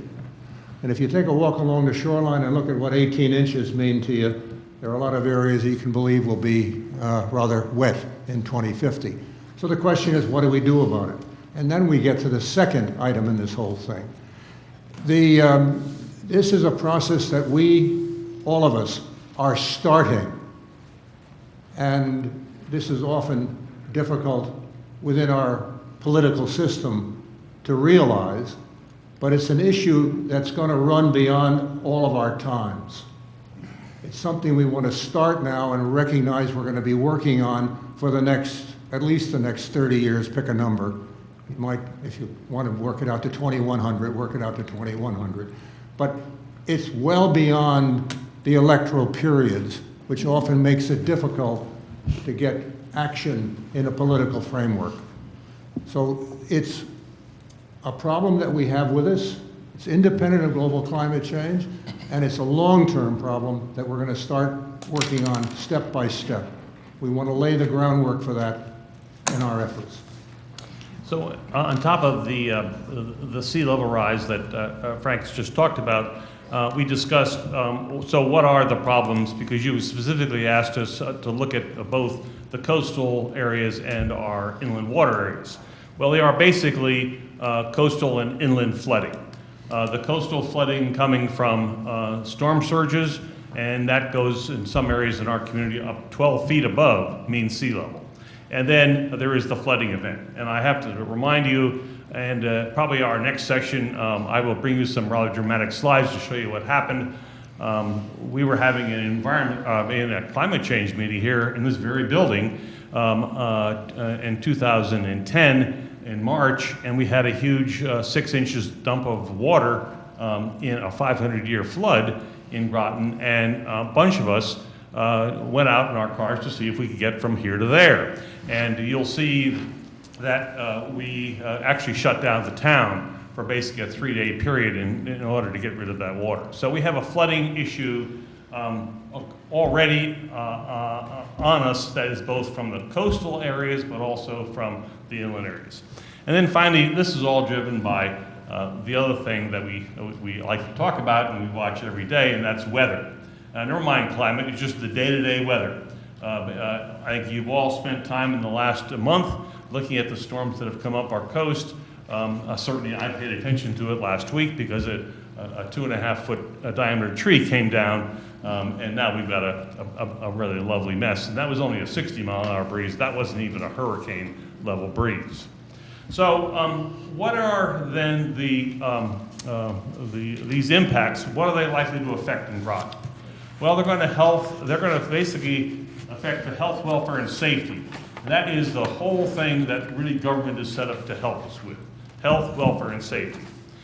It also is going to affect our emergency management operations. It's going to affect our natural and built environments. And by that I mean the houses we live in, the buildings that we work in, and the buildings that we shop in, as well as the open space that we have throughout the community. And then this is going to affect how we use energy and what that's going to have an effect in terms of our transportation systems. And we've already seen, and I say transportation systems, I include roads as part of that, and it's pretty clear that we have some problems with that already. And then, to be clear, this is also going to affect or impact, if you will, our community development, and this will in turn affect how our economy goes forward in the next 50 to 100 years. So the other thing that we felt was important to discuss was, okay, so we've been given this list of items. What's the time frame that we're going to try to cover? And so we pretty much agreed that we could probably come up with some pretty good information about up to 2050. That is 30 years from now. So what have we done? Well, our first thing that, before we even turned around, the Town Council asked us to look at the Groton Long Point Bridge project. And so we have had several public meetings. We met with the Department of Public Works and their consultants. We've met with the town attorney to find out what our problems are. And we attended, or some of us attended, the meeting this last summer with the Groton Long Point and Mumford Cove residents. And some of you from the council were also at that meeting. And at this point, we've taken no further action, and we're basically waiting review or further review pending the Department of Public Works steps. And I might say that just to give you some sense, this has been going on already for some 7 years. And when we asked Gary right before he left, that's our Director of Public Works, who's just retired, we asked him, well, what do you think this is going to take to get this all together? He said, oh, probably another 3 years. So we're talking about a 10-year program to deal with that particular bridge. The other thing that we've done is we've recommended to the Town Council by a letter that they consider installing panels or having solar panels be installed on our new middle school going up on the hill here, and then the two potential or the two proposed elementary schools that are going to be built in our community. And we also added that we would like to see or could have the Town Council consider putting a microgrid or getting a grant to get a microgrid that would connect all the town facilities at the top of Fort Hill. That is the high school, the junior or the middle school, the police department, the public works, and the building that we're sitting in right now. And Jesse Stratton, who's with us, might just say a word or two about the fact that we have some microgrids already in town, which some of us may not know. And Jesse? Thank you, Zell. The microgrid that Zell is referring to is one that Groton Utilities is working on with the Navy to power up to 45 different parts of that facility to keep it going in terms of a power outage. After the, Hurricane Irene and Sandy, neither of which were hurricanes when they hit, Governor Malloy at that point convened what was known as the two-storm panel, which soon became the three-storm panel after the October snowstorm, to come up with recommendations for the state. And out of that was developed a microgrid grant program for the state to enable municipalities and others, like the Navy, but municipalities in general was what it was focused for, to maintain current emergency facilities and shelter kinds of facilities during an extended power outage. That program was funded by a $35 million bond authorization. It became about that much money, and several towns, Fairfield, Woodbridge, Coventry, got a grant to do that. It's important for me to say those grants did not cover the power source itself. They were for the engineering and construction of the process to put a very complicated system together. But importantly, what those did was enable the facilities on that microgrid to disconnect from the greater power grid when there was an extended power outage, so that you could have shelter, emergency services, police services for an extended period of time. That also involved passing legislation that would abridge or abrogate the utilities right-of-way clearances across a single right-of-way in order to run that. There has not been any bond money appropriated over the last 2 years. The mayor referred to meeting with our state representative in hopes of trying to see that program refunded. The solar panel part of that, very simply, is a microgrid can be powered by anything. Sorry, hopefully not diesel generators, but hopefully much more renewable energy and solar panels. So the utility programs that allow net metering for that to be that generation to be credited against the town's bill becomes an important part of that. And there are programs in place that what we call virtual net metering. So rather than just my house that has solar panels on it, the meters of all of those town facilities would be credited towards whatever that was. So hopefully there will be some continued action on that. Governor Lamont has seemed to be interested in it also, and I think we've got our state representative interested. And just to let you know, this is not something new in Groton. Pfizer is also where Sarah worked, has such a facility as well. And so it's something that is, I think, important in terms of being able to have power during times where you have these major storm events. Now, this discussion about the energy then led us to a discussion about, okay, so what is the state mandating, what's the legislative mandate that we have existing right now? And so, going back to what Frank had said, the state has basically said to us, to all the communities, that you should plan for 20 inches of sea level rise by 2050, 30 years from now. And in addition, Connecticut utilities are going to have to be required to have 40% of their electrical energy generated from renewable resources by 2040, which is only 20 years from now. So that sort of sets the framework from which we felt we could operate. So the task force is currently in the process of developing a work plan for next year and for beyond. And so let me start out by saying, and I'm going to show you this because, and I'm not giving you a copy, as if certain people in the audience would really have a problem with this. But just to let you know that Groton has already paid for that much paper in the form of studies that has gone back a good 15 years. And it starts with the Plan of Conservation and Development, it's got the Energy Action Plan, it's got the Municipal Coastal Program Update, the Hazard Mitigation Plan, It has hazard, I'm sorry, that's another repeat. But you see, we've got all these things, and then this is the report that was done during the 2010 flood, and then we have then the report that I was involved with earlier which was presented back in 2011 to the town council on sustainability. So a lot of work's been done, and so we should be very happy and pleased with that. Now, what are some of these things that's actually happened? We have had a fair amount of work done on energy efficiency lighting in the community, and both in our schools and in our town buildings. We have increased the use of hybrid vehicles. We've supported recycling efforts, and tonight is a good example of you're doing that with the plastic ban that you're considering.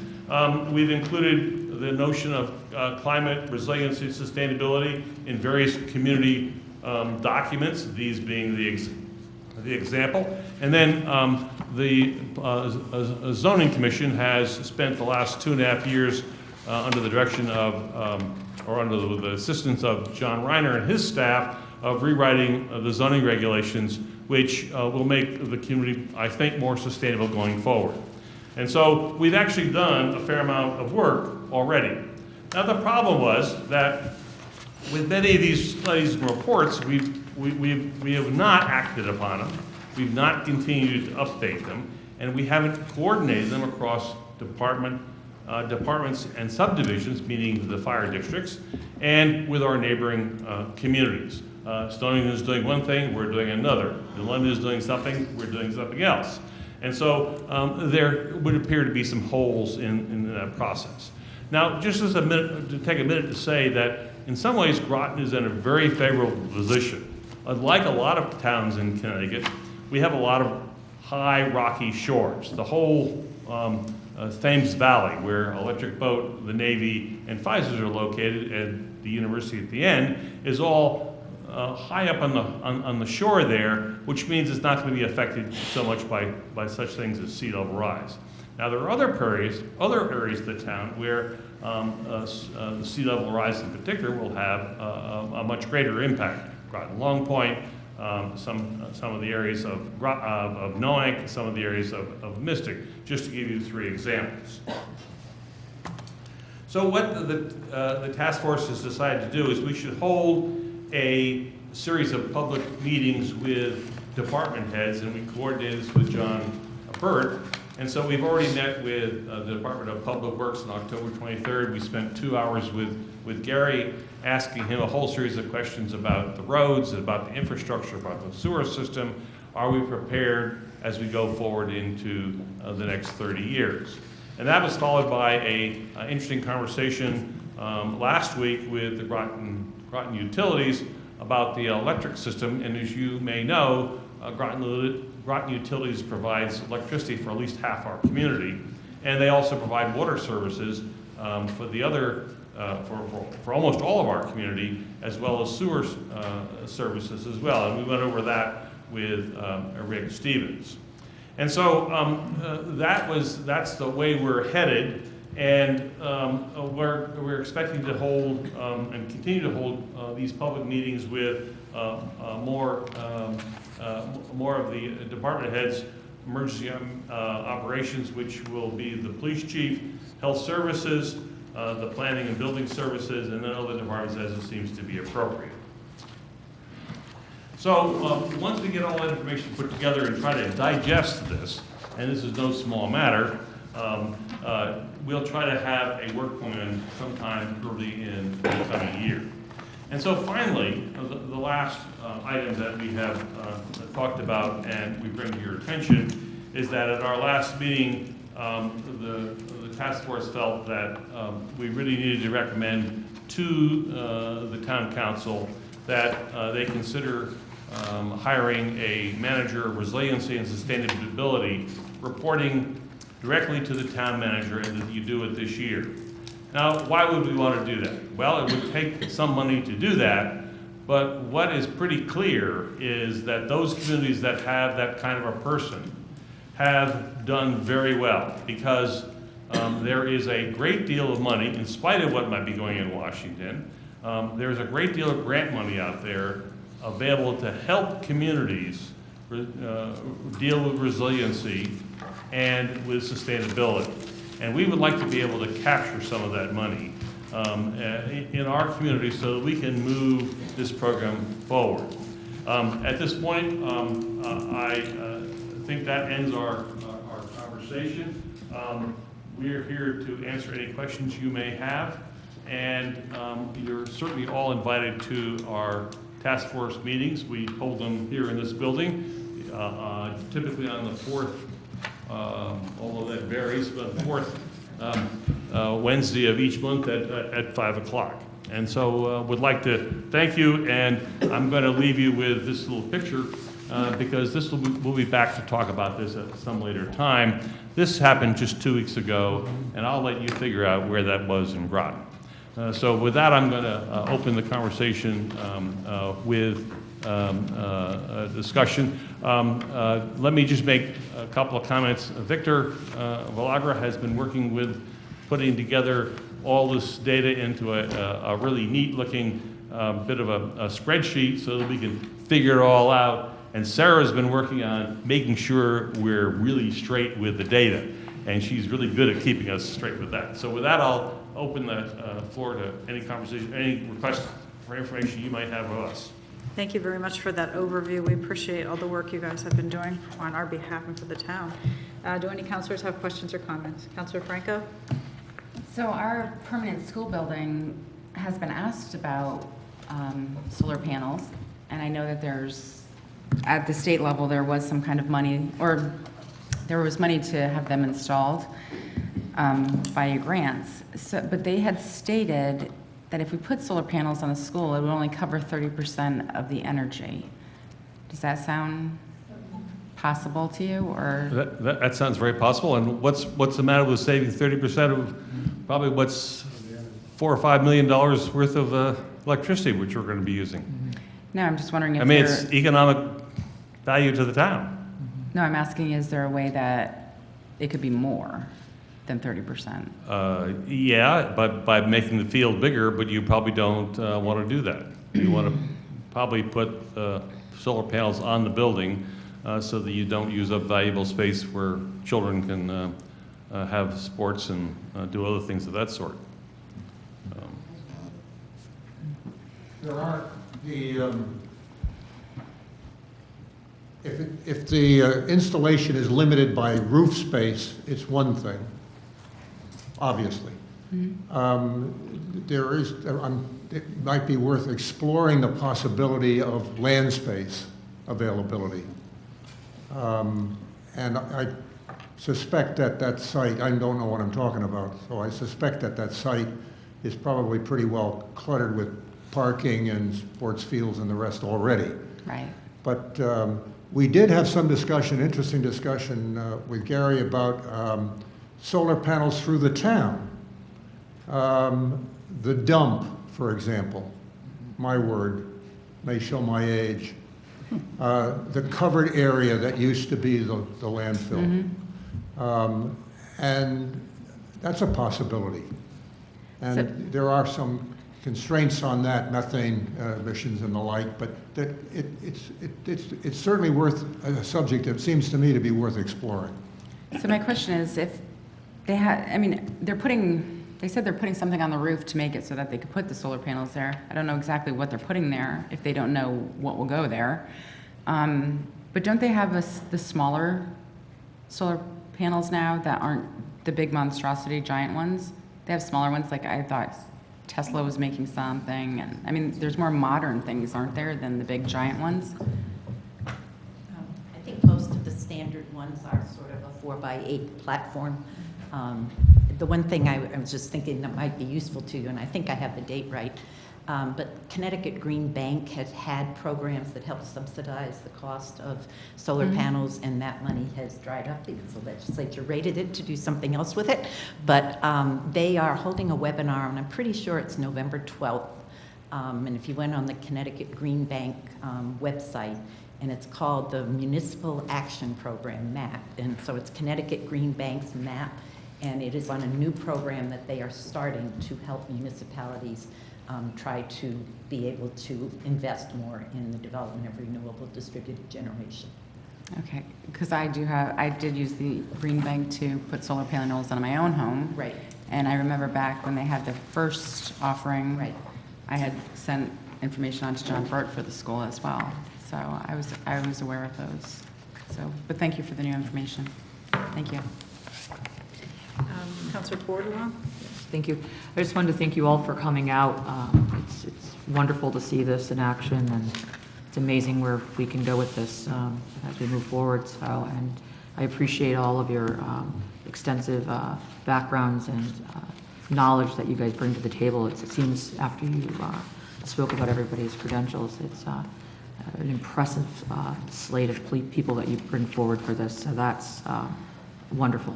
And, you know, I think it is important that we build these buildings, and we really need to be thinking about being carbon neutral and looking at, like, not after the fact, thinking about putting the solar panels on and how we're going to accommodate them, but as we build new buildings in this town, making sure that we are investing in our future so that these things are already part of the construction, so we're not wondering where to put them. So I do thank you, and I think this is a huge thing, not just from the sea rising, but you know, a few of the storms that we've had more discharge issues down at our water treatment facility than we've had in many years prior to that. And I know of a couple that I've heard of, and that's one of my concerns, because looking at the cancer rates in this area are extremely high in Groton alone, and all of this plays a part. So it's not just the sea rising, it's the sea rising, what's washing with that, where's this stuff going, and what are we doing to make sure that this stuff is not getting into our drinking water, and planning for the future. So I also do agree with your recommendation to move forward with looking to hire somebody that has the knowledge, you know, as I know Gary Schneider is no longer with us, but really starting to think along the lines of even that position, making sure our engineer that is operating the town has the credentials to have the knowledge and background from not just an engineer background, but that environmental piece. And so my big thing is being proactive now versus reactive, and we have to think now. And so I think we need to have a plan in place, and staff members, I mean, no offense, I mean, town managers come and go and retire. We all move on at some point, and either let it be retire or something.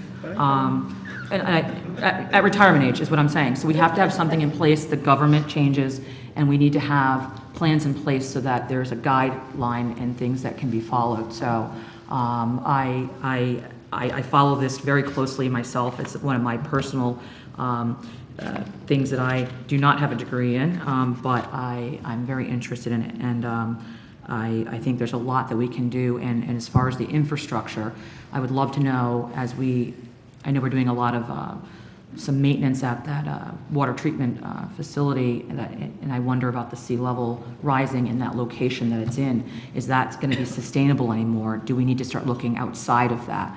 And I think that's going to be a very important move for this town, that we really dig deep into hiring and planning for our future. So the storms that are coming through here are getting more intense, the winds, and but thank you. This is amazing, and I think it's a small piece to a large puzzle that we're gonna do. And thanks again for everybody's input. I think Dr. Kelly wanted to speak. Thank you. So just to respond back to a couple of your thoughts and comments, we think very well stated, is a couple things. So first of all, the meetings that we're doing with the various town leaders and putting into this grid that we've worked on and that Victor helped develop will get at exactly the key risk areas that the council will want to deal with and address.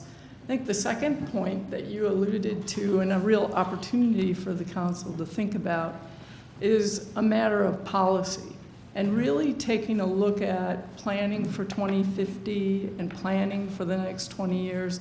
And what do you want the policy of this town to be?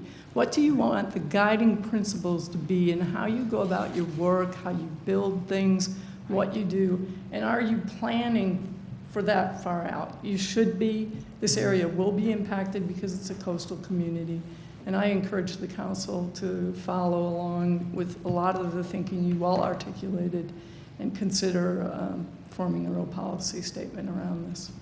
Thank you so much. Okay, we have Dr. Zafari, Councilor Zafari, Councilor Overy, and then Councilor Heath. Earlier this year, we had a consultant come in who was dealing with the repair, replacement of the bridge to Groton Long Point. And they informed us that there has already been a 9-inch rise in sea level. Now, the 20 inches that's forecast by 2050, is that in addition to the 9 inches we've already had? I don't know what the 9-inch, I don't know. It's 1960. You see, 18,000 years ago or so, we weren't there. The sea level was down by about 125 meters, over 300 feet. Yeah. And since that time, sea level has been rising. The rates have been on the order of 2 millimeters a year or so around here. So depending on the period of time you're looking at, you've got your 9 inches. Go back. I think they were talking about over about 10 or 15 years. No, you didn't get 9 inches in the last 10 or 15 years. The last 10 years, you got 20 millimeters. So this a couple of centimeters. The 20 inches is the ghost of Christmases to come. Right, and the answer to the second piece is everything we're looking at is from current levels on. The expectation is that you have a level right now of the sea, a reference level of where the water is, more or less, and by 2050, that's going to be 18 inches up or so, 20 inches up. I was going to add to that, Frank, as I understand the science of it, if you thought of it as being a graph, that 18,000 years was going something like this, and it looks like over the last few years, now the graph goes up at a steeper rate, and there's where the problem is, because although we seem to talk about 2-year elections and 20-year projects, the truth is our houses in this community last 100 years, and so now we've got to really think about that, particularly when that rate has changed, I think fairly substantially. And have you? I know now when we do surveys, we also survey the altitude or the level above sea level of properties. Mm-hmm. Is that all recorded in town hall? And have you looked at that to see where we should be putting our efforts, and what effort should we put into those zones? I'm sure that survey data is recorded somewhere. So the answer is you haven't looked at it? We have not looked at that. Okay. And the federal government has recommended that houses built on shoreline property be built on foundations that are at least 13 feet high. Am I correct? Current FEMA regulations have a level of first floor level elevation approximately 13 feet. Okay. So are we, I know we have some zoning regulations that we would have to look at in terms of the height of buildings in those areas. And could you make some recommendations for those changes, so that future buildings will at least be resilient? I don't know what else to say. No one is recommending building levees, and we could do things to elevate the properties. We could start projects of bringing in gravel and dirt and raise the level of those properties. Mm-hmm. But we look to you for recommendations in that respect. So just very quickly, the town recently adopted a 1 foot above that flood level that you both have been referring to for freeboard on new construction. The state of Connecticut establishes our building code for the state, and they are recommending 2 feet above that at this point.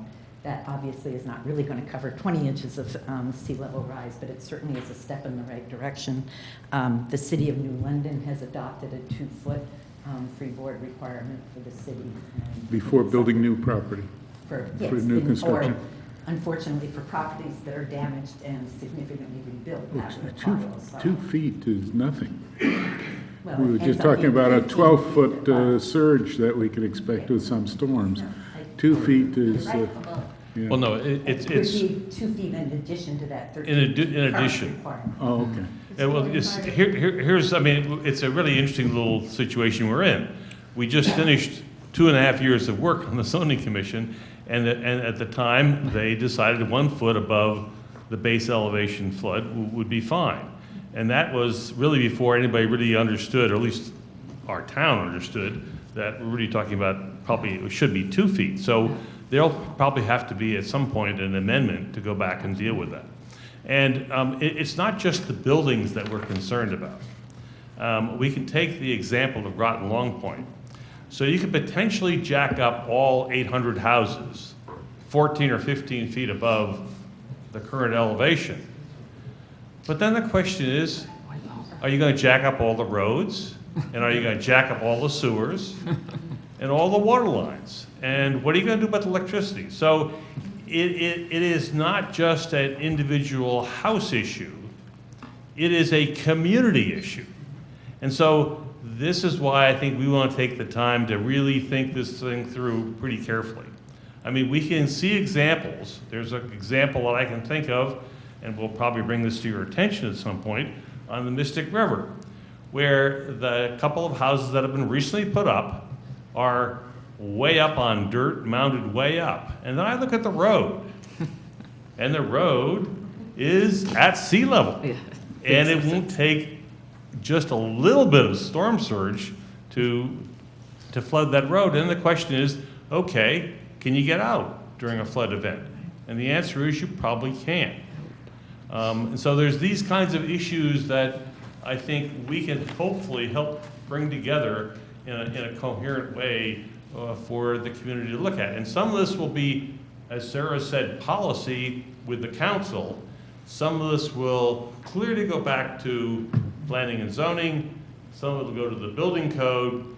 Some will go to emergency management and so forth. I mean, just as one little example, when we talked to the Groton Utilities, they said, we don't go out with our trucks if it's blowing 30 miles an hour. Well, it blows 30 miles an hour a lot around here. And so it tells you something about how we're set up. Well, I'm hoping that with your further efforts, you'll give us insights into just those questions and what you would recommend be done for them. Some things are so expensive that just not going to get done. Other things are within reach. But we should also give people the opportunity to protect themselves by making modifications to their own property. And so we have to have regulations that allow those modifications for the sake of preserving their property. Councilor Ober? My question was answered. Thank you very much. The quality of the group we have here is just so impressive. I want to thank you so much for giving your time and your knowledge, and we will be learning from you. Thank you. Councilor Hayden? So I had a couple items. In the next few weeks, I'm thinking we'll probably be inviting our state representatives to come speak with us about legislation we'd like to request. So one of the items it sounds like that you're recommending is that we ask for funding for like a green bank or something. Is that right? Oh, I'm sorry, I didn't understand the question. In order to fund certain projects, you need to have state bonding money. Yes. Yes. So in addition to requesting them to fund the bonding money so that we can, fund these projects, are there other additional legislative issues you would suggest that we consider? I would be more than happy to give the council members a copy of the information that I put together when the mayor and I met with Representative De La Cruz that sort of outlined the specific statutes that would be helpful if one wanted to pursue something like this microgrid up here on this property. So you have that. Yes, if you could send it electronically to them, or I can forward it, whatever. If we get it to the manager, then he can Actually, get I it think, to everybody. did you receive it? Yes, I would say that. But I will send it again. While what we've presented maybe feels like it's a bit overwhelming, I would suggest that we do have time and we take it one step at a time as we go forward. Because we clearly have the technology, we clearly understand, I think, what the problem is. It is the community, the social, the economic issues that will need to be fully integrated. And that's part of why I think you wisely put in our mandate that we should provide some education to the public in this. And so hopefully we can do that as we go forward. All right, excellent. And then when Councilors Zeperi and Schmidt and myself interviewed you for this task force, obviously we're very impressed with you. So thanks for, again, introducing yourselves tonight. Confirms, I think, that we made good decisions in putting you on. But then one of the items that came out during those discussions, Dr. Vilagro had mentioned that there are health issues that go along with climate change that we'll need to address. You indicated, and Councilor Bordelon mentioned something, but would you have anything further to say on that subject? Yes, aware that you're all tired. I will give you just a few headlines and bumper stickers. Of course, when we talk about the resilience of our town and we talk about the bridges and the sewer system and water and public utilities, we must not forget the resilience of our people. And when you think about how we can integrate all these measures and hopefully policies with a long-term look and investment into how to keep our people, the citizens of Groton, healthy and resilient through both the acute events that are likely to hit our town and the more insidious chronic changes that occur with climate change. I have to tell you that in order to get ready for this task and to discharge my duties here, I have joined the Ledge-Light Health District Medical Reserve Corps and to participate in the training programs, to participate in all-day training programs, for example, in terms of managing acute events, evacuation, sheltering, from the minutia of providing competent services during acute events where evacuations are needed, to ongoing measures that ensure the resilience of the population.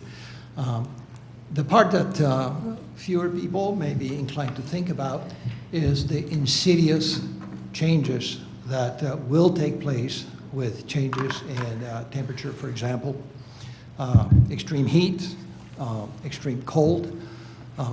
And you've all seen signs on the road that says EEE alert. Do you know what that is? Eastern equine encephalitis. You do. Eastern equine encephalitis alert. That is a insect mosquito-borne serious illness that has caused deaths in Connecticut, and we are exposed to. So when my wife Eugenia and I take a walk in our open spaces, we have to make sure that we are protected. And these kind of things,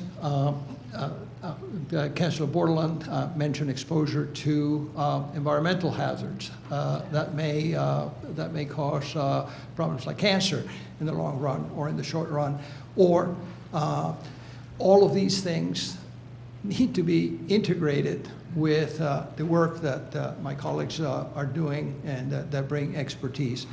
So without a doubt, this is something that needs to be addressed, and we'll do our best to integrate them all and convey them to you. Thank you. Councilor Baumgartner. Not to reiterate many of my colleagues, but the diversity of your personal experiences and professional experiences are tremendous, and just the insights you bring on an array of issues dealing with climate change are quite significant and profound, and I appreciate your willingness to participate in this ongoing kind of discussion that we're having, and I hope you'll stay engaged and work on the task force. So thank you again. Just a few questions on, as we're looking to source our energy needs from renewable resources, outside of solar, installing solar panels on municipal buildings, has the task force discussed exploring kind of other sources that could kind of, supplement, the fossil fuels that would ultimately bring us to that 100% goal? We haven't really gotten into the nitty-gritty of that, but let me say there are two ways you can deal with this. One way is you simply use less energy. Having energy-efficient lights means you use less energy, so you start by reducing the demand. Same thing applies to vehicles.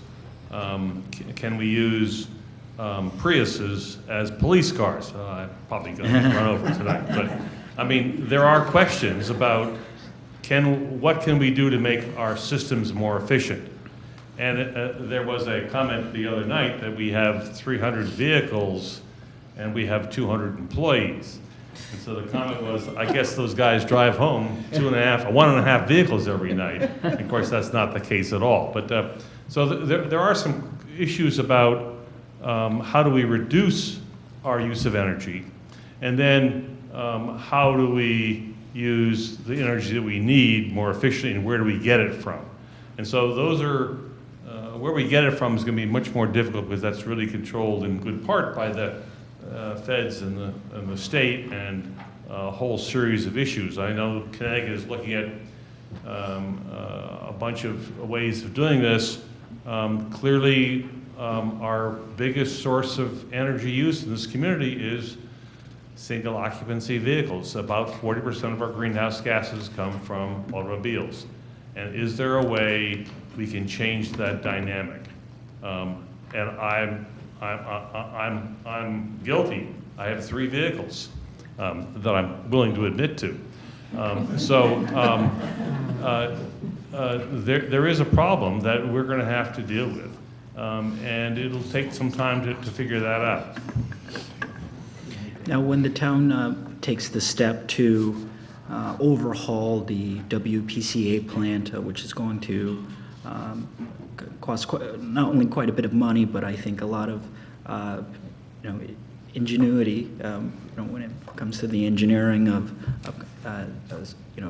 where the location will be and how it will be built. Is there any consideration to, has the task force considered potentially utilizing that plant as a way to generate electricity? Obviously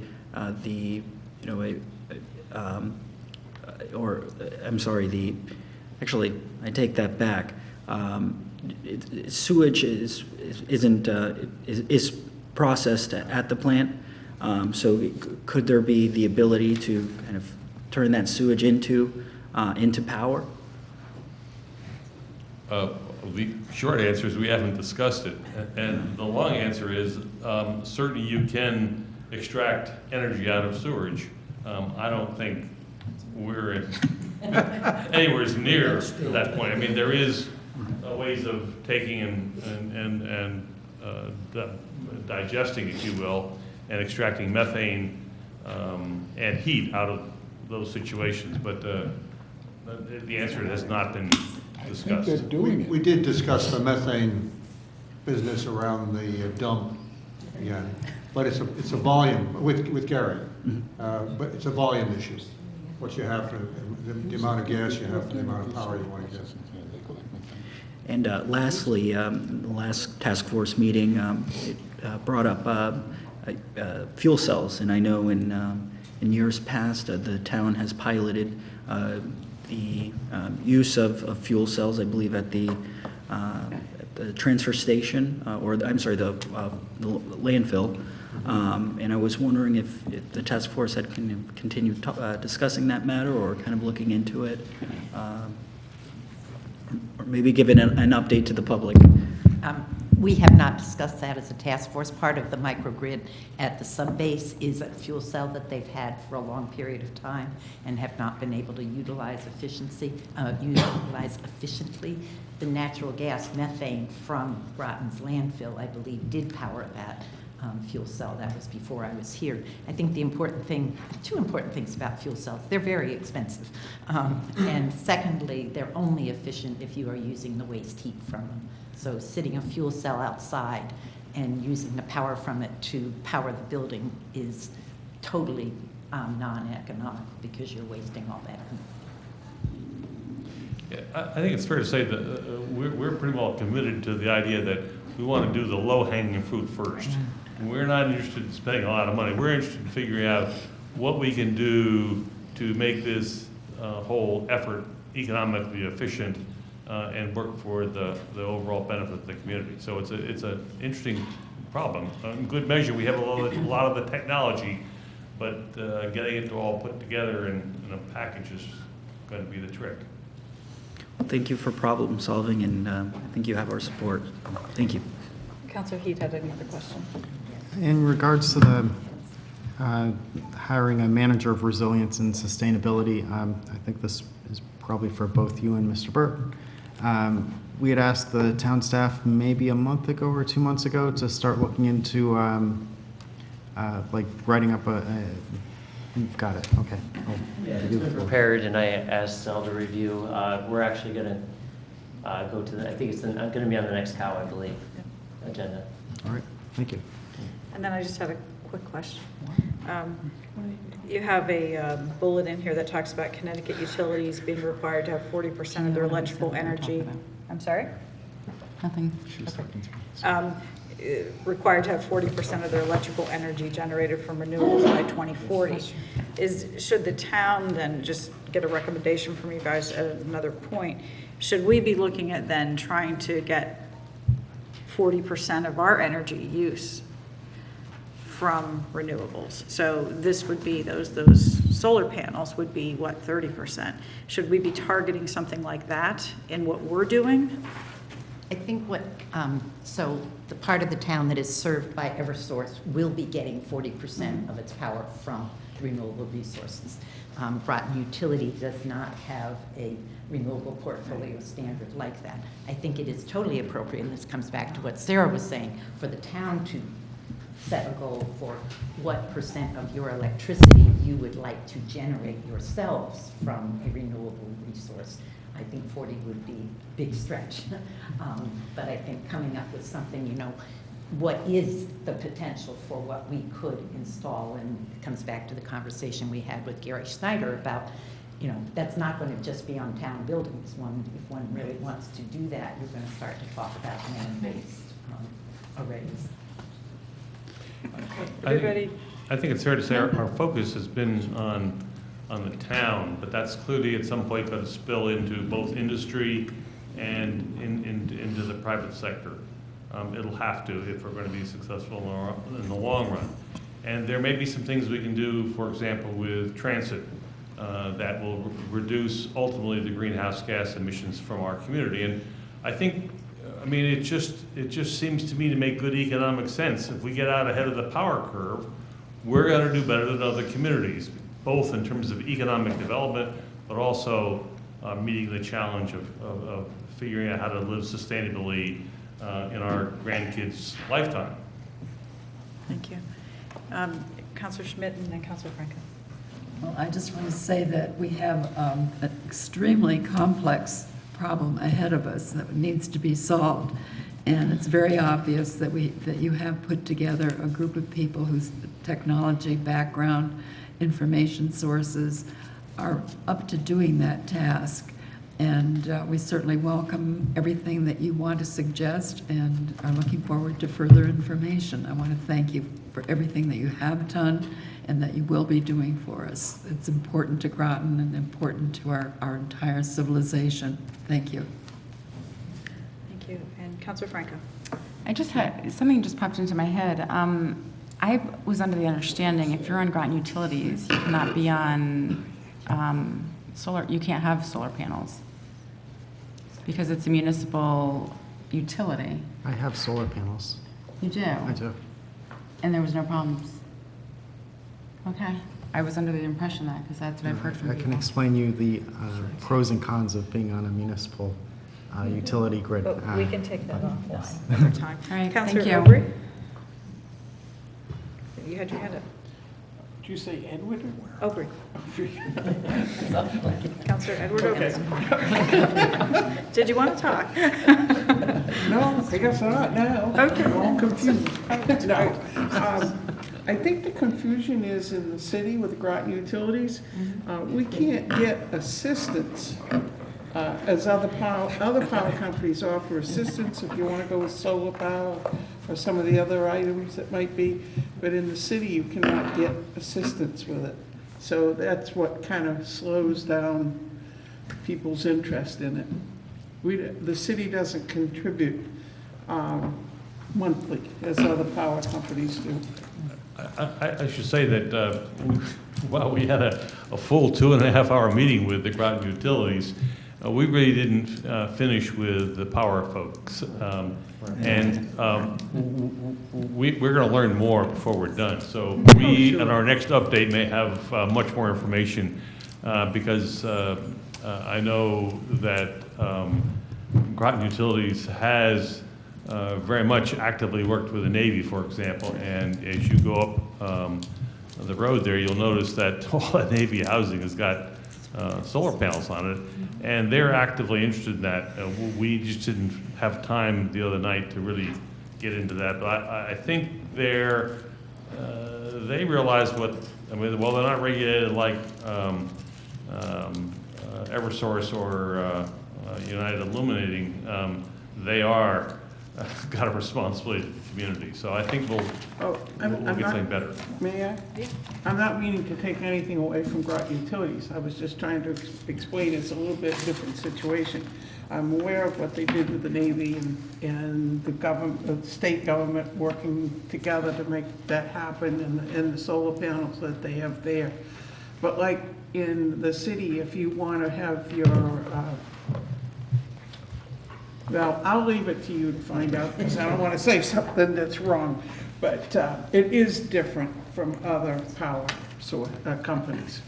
Councilor Heath wanted to add something. Just a clarification. You get the aid from, the reimbursement comes from the state, not from Groton Utilities. So the challenge with Groton Utilities is the cost of electricity is, say, 20% less than Eversource. So your return on investment takes a lot longer. And there are, me and the director of Groton Utilities disagree on how long that is based on the math. So that's where the little disagreement comes in. But Groton Utilities actually was wonderful to work with in terms of getting those solar panels on, because I was actually the first one in the city to get them. So, yeah. Trendsetter, you. Excellent. Okay. Oh, yes, Councilor Bordelon. The replacement for Gary Schneider's position, as well as we're looking at possibly investigating or inquiring about how we do the resilience aspect of hiring. It would make sense to me to really inquire about the job description for the future, and I don't know how long that's going to take, Public Works Director to have maybe, or hopefully, I know there's a shortage, I heard, but it wouldn't hurt to have that in there. You know, once again, being proactive versus reactive. We might not all be here the next time that the next Public Works person gets hired in 20 or 30 years, but maybe having it in there that those credentials would be, definitely desired. And, because, most people do stay in those positions for 20 to 30 years, and so you can't move them out after. But if you put something in the guidelines now, then it's there, and I think it would be important. That's something we're interested in. We've had it advertised for about 3 weeks now. Yeah. Not getting a lot. There's a lot of open positions right now. But it is very desirable. And I've got some ideas, but I'll keep you updated. Thank you. I think everyone's had a chance to speak. I just want to wrap up by saying thank you to all of you. I appreciate all your energy. All your meetings are public, so if anybody else out there watching is taking a keen interest in this, please attend them. They're very interesting. There's the amazing questions, the banter back and forth between all of you that are like way up here, to me at least. So it's interesting, and I appreciate your energy and your efforts. Thank you so much for coming out tonight. Thank you. We're going to take a 5-minute recess, please.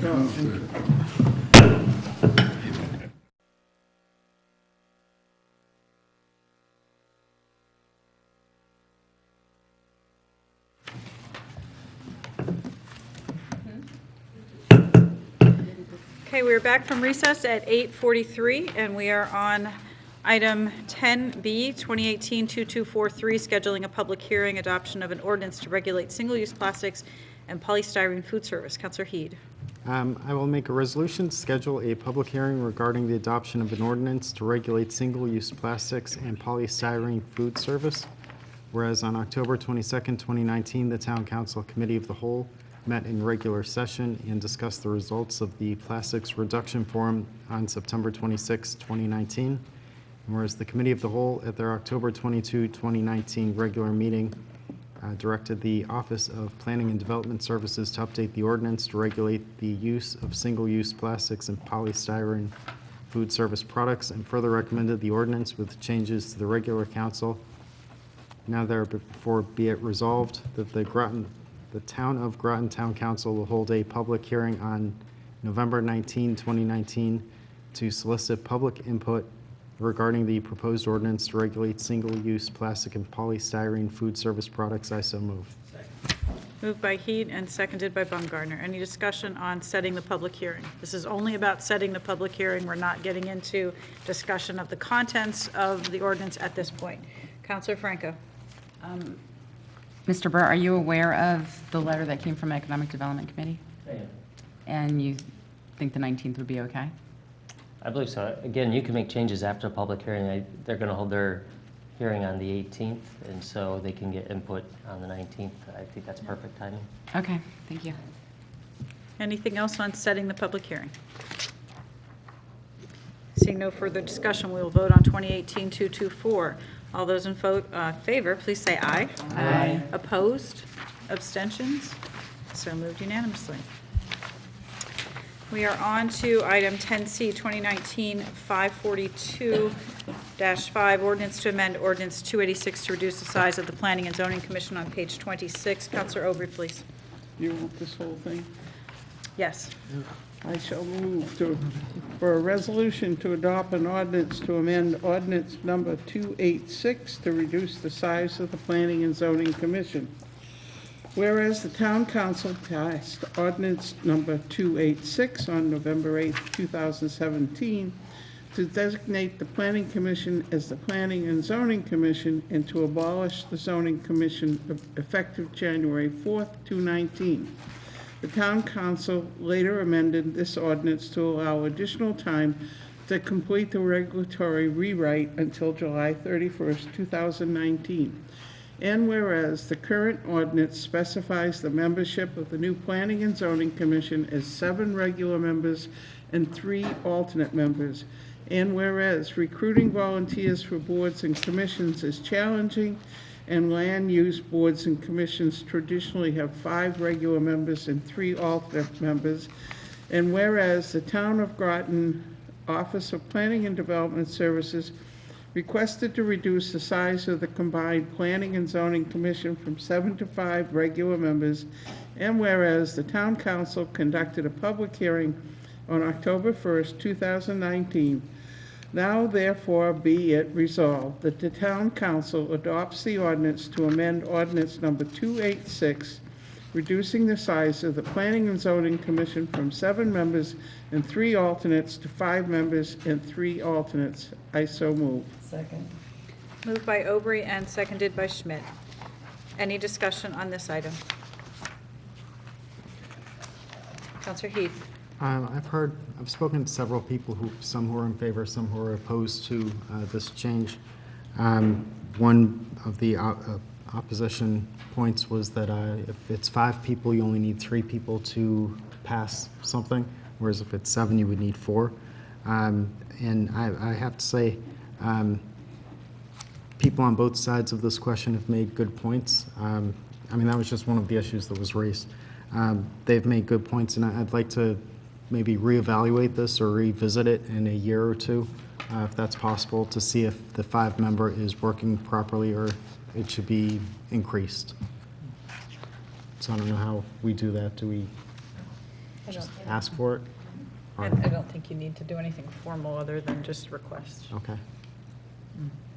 Counselor Bordelon. I agree with Counselor Heed. A few people I think we talked to one of the people and other people I've spoken to, some for, some against. One of the concerns that was brought to my attention, or something that I was also thinking about, was who then, when this is moved, who's going to become the 5? What's the plan of how that number will be moved to? So who then will be, how will they decide who that's going to be to make That's that how number? we have right now is 5. So you're just, but You we keep the have. existing people. Okay, right, okay, so, but you have enough on the, you have 3 members, I think, on your, and I'm sorry, I can't think. Alternates? Yes, I'm sorry, alternates, Right. yes. And so. They would remain alternates. Right? Okay. Nothing would change. All right, so I just want to make sure that there's a fair process is all that people have asked. Thank you. Anything else? Okay, seeing no further discussion. All those in favor of 2019-542, ordinance to amend ordinance 286 to reduce the size of the Planning and Zoning Commission, say aye. Aye. Opposed? Abstentions? So moved unanimously. We are on to item 10D, 2019-621, authorization of the Capital Reserve Fund appropriation on page 27. Counselor Bordelon? All right, I'll do my best with my reading. I apologize for my eyesight due to my current medical condition, so I will do my best. Resolution authorizing the approval of a FY 2020 capital reserve project entitled Mystic Education Center Needs Feasibility and Engineering Studies Project. Whereas the disposition of the former Mystic Education Center property includes the renovation and future use of the Pratt Recreation buildings for Groton's benefit, and whereas to better understand the needs of the community, 3 studies are necessary: a community needs assessment for market and trend analysis, a feasibility study to determine, I lost my spot, determine, I apologize. Operational and cost analysis. Project pro forma and operational assessment and engineering study to include a comprehensive property conditioning assessment and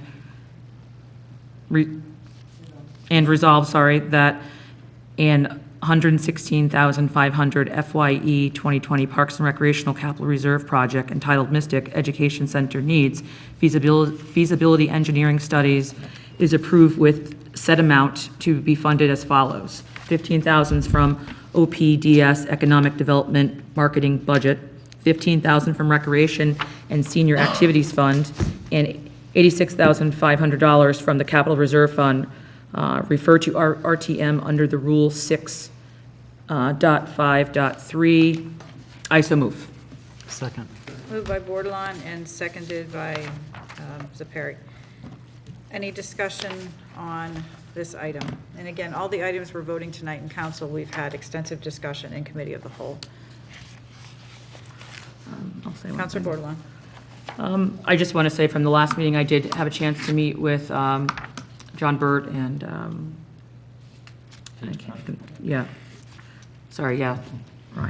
Ryan.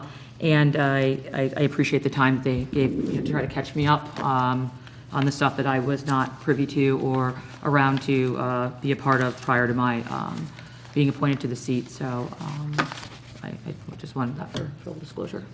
Thank you. Okay, seeing no further discussion, I'll call for a vote on 2019-620 authorization of the capital reserve fund appropriation. All those in favor say aye. Aye. Opposed? Abstentions? So moved unanimously with 8 counselors. I'm sorry? I abstained. Oh, one more time. So all those in favor, aye. Aye. Opposed? Abstentions? Okay, so 7 in favor, 0 opposed, 1 abstention. Counselor Bordelon. Thank you. We are on to 10D on page 28. This is 2019-620 authorization. No, we did that one. 10E, 2019-675-1 accountant job description on page 28. Counselor Schmidt, please. Resolution approving the revision of the accountant job description. Whereas the current responsibilities described within the accountant job description as outlined in the 2000 version does not accurately reflect the current duties and responsibilities, and whereas the position has shifted from a payroll emphasis to more general budget and accounting work, such as analysis and a broad-based accounting function, now therefore be it resolved that the town council approves the revision of the accountant job description. I so move. Second. Moved by Schmidt and seconded by Franco. Counselor Overy. I'm just wondering if the change that I has been suggested has been made? Yes. Thank you. Any other discussion? Seeing none, all those in favor of 2019-675 accountant job description say aye. Aye. Opposed? Abstentions? So moved unanimously. 10F, 2019-656, working leader job description on page 32. Counselor Zepari, please. Resolution approving job description for a working leader. Whereas there is a current vacant position of transfer station foreman, and whereas this will afford greater utilization in the performance of the ability to operate tractor trailers, excavators, units, and assist in plowing, and whereas the Public Works Director has requested not fill the vacant transfer station foreman position and to reduce it to a working leader position, and therefore be it resolved that the town council approves the change from a transfer station foreman position to a working leader position and approving the working leader job description. I so move. Second. Moved by Zepari and seconded by Schmidt. Any discussion on this item? Seeing none, we will vote. All those in favor of 2019-656 working leader job description, please say aye. Aye. Opposed? Abstentions? So moved, 7 in favor, 1 opposed, Bordelon, 0 abstentions. We are on to page 35 for item 10G, 2019-678-1, reclassify vacant roads and streets maintainer position to equipment operator. Counselor Baumgartner, please. Resolution approving vacant maintainer position reclassification to equipment operator. Whereas there is a current vacant position of maintainer, and whereas the vacant position in the Public Works Department has evolved into a position with an increase in responsibilities focusing on operating equipment. And whereas with the new schools, there will be a need to snowplow an additional 170,000 square feet, which an equipment operator could efficiently do operating a plow truck.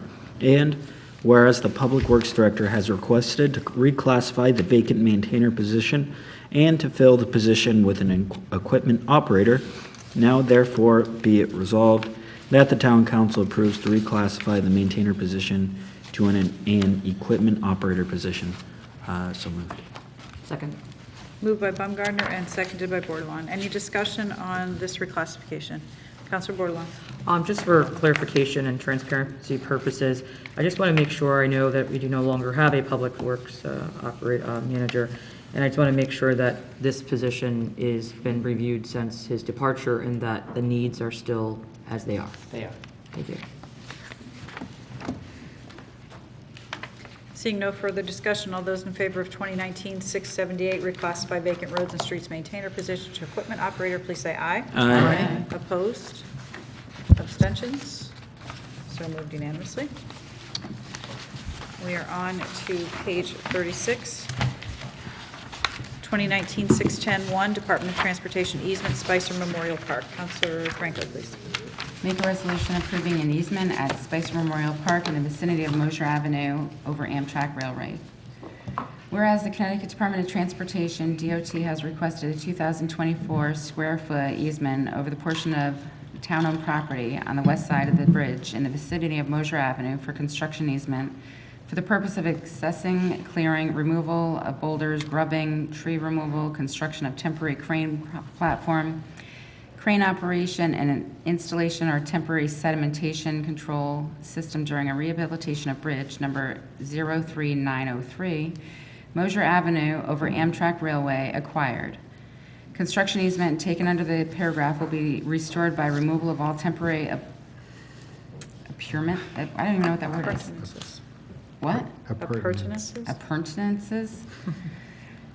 Planting of maple trees and grading and/or seeding any areas disturbed by construction. Said easement will be extinguished upon completion of the project, unless sooner extinguished by the state. Easement is 2,024 square feet, and whereas DOT has offered the town $900 in exchange for the easement rights, and whereas the town's Public Works Department has recommended that the town council grant the easement, now therefore be resolved, the town council authorizes town manager John Burt to sign and process paperwork necessary to grant an easement at Spicer Memorial Park in the vicinity of Mosher Avenue over Amtrak Railway to the Connecticut Department of Transportation, DOT, as depicted on a map provided by DOT in a letter dated August 2019. I so move. Second. Moved by Franco and seconded by Zepari. Any discussion on this item? Counselor Heed and then Franco. I just had a quick question. What happens to the property after the construction is done? They restore it, plant trees, make it nice. Right, thank you. Counselor Franco. And I did include Sorry. every question that was asked at the COW is all on that FAQ sheet, Can you just, and that's the extent of my knowledge. So it's right after the resolution rather. Counselor Franco? so I was just questioning, how long will the bridge stay closed? Well, it'll be periodically. I think there's a 1 week there's a schedule on there. I think it's 1 week and then 3 months at another time as they do the work. So this isn't going to be the quick, just slide the bridge into opening? This looks like the final thing will be done in late September 2021. So this is the long haul project. Yeah. They're prefabricating what they can before they bring it up. But they will be, so the access over that bridge into Noank Village will be, And by the way, they have been in contact with Noank during the, leading up before coming to us. They've been in contact with Noank's leadership. okay, so they're They're fully aware, yeah. the zoning department. Yeah. So they're aware that they're going to Yeah, have they've had a extensive 3-month talks. I've been told shutdown by them. period. Okay, thank you. Any other questions? Counselor Bordelon? And what type of notice will go out to the public? I can't answer that, whatever their standard notice system is, but I don't know offhand. Like this information that we got, like And I the, imagine Noank may do something too. it's just a fact sheet about like it being out and the dates and all that would be nice to have either on the website or be accessible to the people that are going to be most affected in that direct area somewhere. I don't know. If there's a possibility to have that posted somewhere is what I mean. I'm meeting with the interim public works director in the morning. I'll ask him to relay that to them. Thank you so much. Counselor Baumgartner? Quickly, where will the $900 be deposited into? I see that. Just kind of curious. I left it up to Cindy. Yeah. I wasn't too concerned with it. Yeah, probably just generally the general fund. Yeah. By the way, they have a formula that calculates that. That's where that number comes from, depending on size and that it's a temporary easement. They have a set amount they go with based on certain criteria. Any other questions on 2019-610? Seeing none, all those in favor of 2019-610 Department of Transportation easement Spicer Memorial Park, please say aye. Aye. Opposed? Abstentions? So moved unanimously. Under other business, Mr. Byrd, I was wondering if you could just give the details for the public information session that is tomorrow evening on the Mystic Education Center. Do you have the time and the place for the public? Sure. The official presentation is at 7 p.m. in this room tomorrow night, but there's a kind of a soft lead in at 6:30, almost sort of like a meet and greet. So 6:30, Town Hall Annex in CR1 for As long as you're here by information. 7, you'll be here for the presentation. Okay, great. So that's information on the Mystic Education Center. Mystic Education Center. Yeah. Can I just ask really quick, what if by any chance the town really shows up and we can't fit everybody in here? We'll have to, Oh, yes, it is. Thank you. yeah, we could postpone it for another venue, but we'll figure it out if that happens. Okay, thank you. And several staff people will be here, I'll be here for it, and we'll figure it out if that happens. All right, thanks. What happened before is the fire marshal would come in and then he would decide if we could have more people in or not. And then if necessary, if we could get them into an auditorium, then you would move it immediately. But if not, then you postpone it and just reschedule. That would be wonderful. So many people showed up that, you know, we'll see. Anybody else have other business? Counselor Bordelon. I know I brought this up probably about a year ago and asked for information regarding, I just feel the demographics in which we serve, especially coming off of an election, we have a high presence of people who live and work and live here that speak other languages, and I feel that our ballot does not represent our community.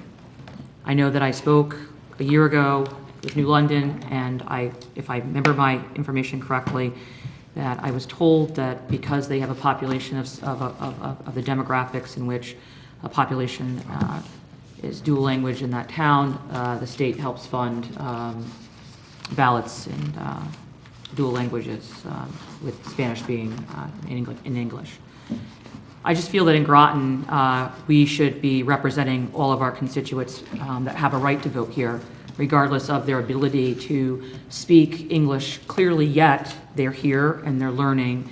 And sometimes the last thing to go, just like with a child, is when you're learning a new language, comprehension comes last sometimes. And so reading something like that, they might be able to speak fluent English, but not be able to comprehend them. And after further review of the ballot, again, this year I looked at it and I thought, wow, it says choose 9 counselors. Even the word 9 is written N-I-N-E, not the numeral 9, that's universal. At the bottom of the ballot, it continued on where there was more writing that stated, please continue to vote and turn reverse side, or whatever it said. That is really hard to understand, you know, if you can't, once again, read. So I challenged, once again, I brought it up, and I haven't heard any more about it. I know that I believe we could fund it, and that's what I was told. I was told, after I called up, that if we chose as a town to make this an issue that we want to support, we could find the money in this town to do such. And I feel that we should do that. We owe it to everybody here, and I think that we're blocking out a certain population of the community. I'm not sure what the cost would be, but I'd like to know, and some numbers. And I think that we could start by offering the ballots at certain districts, maybe 10 or 15 at each one, and let's take it from there. If we don't use those, then we made a start, you know what I mean? And if we run out of them, that's better than what we have now. So I just encourage that we look into this and make this a priority in the town of Groton. Thank you. That would not be my role. It would, I don't know, Betsy, if you want to speak to it more, but that wouldn't fall under me. Well, it is state statute that governs all these things, but certainly is worth, discussion. There's no reason why it can't be discussed and looked at, but, opinions are one thing, but looking at it is another, right? Right, and I guess I brought it up before, and the discussion never really got any further, and so I'm asking, how do I move this to make it an action? I would like action now. I'd like this to be investigated and found out how we afford and what the cost would be to make this available to our constituents to vote. I understand that school is out, and I see children coming in with their parents trying to help them translate, and that they should be able to walk in at their free will. I will say that, out for full disclosure, on the outside of all the polling stations, there is a big, huge pin-up, taped, tacked up, or translated version of certain aspects of it, but there's nothing to take with you into the ballot box to help you. And once again, comprehension from the door to inside is not enough. So I think that we can look at New London as our neighbor city, and once again, theirs is probably funded fully by the state, but a town can choose to fund it. So how do we move this forward? What do I need to do? I was just going to say that the ballot is one thing. Explanatory text, once it's been approved by the Secretary of State, we can put it into Spanish, which I did the last explanatory text that we offered. But if you want to make a referral to, we don't have a committee, really, you just, I guess. What I would like is to have ballots available for people to vote in another language. That's what I'd like. So Madam Clerk. How do I do that? Madam Clerk, if the council chose to take this up and we gave you directive to do the this. registrar, well, it would be, go ahead. And I'm just thinking along with the budget season coming, making sure we fund it this year. To clarify the process then, so if the council would decide that this was something they wanted to do, the majority of the council said, yes, we would like this to happen. If we gave you that direction, would you then implement that? If I'm allowed to, yes. Again, I have to go back to statute and see if it's, I don't determine it. If it's something that we can do on our own, I don't know if we can. It's just, it has to be looked at. My understanding is, once again, I brought it up and I feel like I've been left with this, and then I saw it happen again and the reminder came up. My understanding is the town can choose to fund the ballots if we choose so. We purchase the ballots now. It's not right. that somebody else, So then it's a choice then that we choose to fund them. So how do we do that? So again. I don't know, and I'll find out. Okay. It's just, I don't know. All right, so then. So someone will get back to me. I don't think we should discuss this right now. Well, I personally think. Order, please. Order, please. Okay. So I understand what you want to do.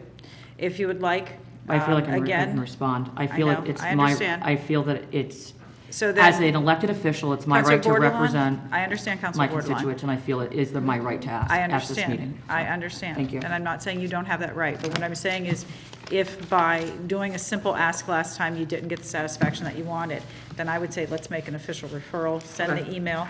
We will take it up as a council, and then at that point, we can give direction, and by that time, the clerk will have had a chance to look into it and see what she can do, and then you're more likely to get action that you desire. Right, I think that's fair, and I think that, why wouldn't we want this? Right, I agree. Councilor Schmidt.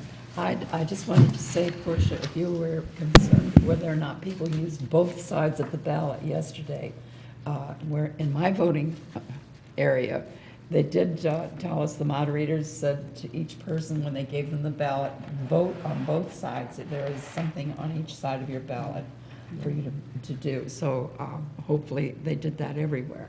Yes. Councilor Zepari? I just wanted to say that I think Councilor Bordelon is completely right, and I want to support her.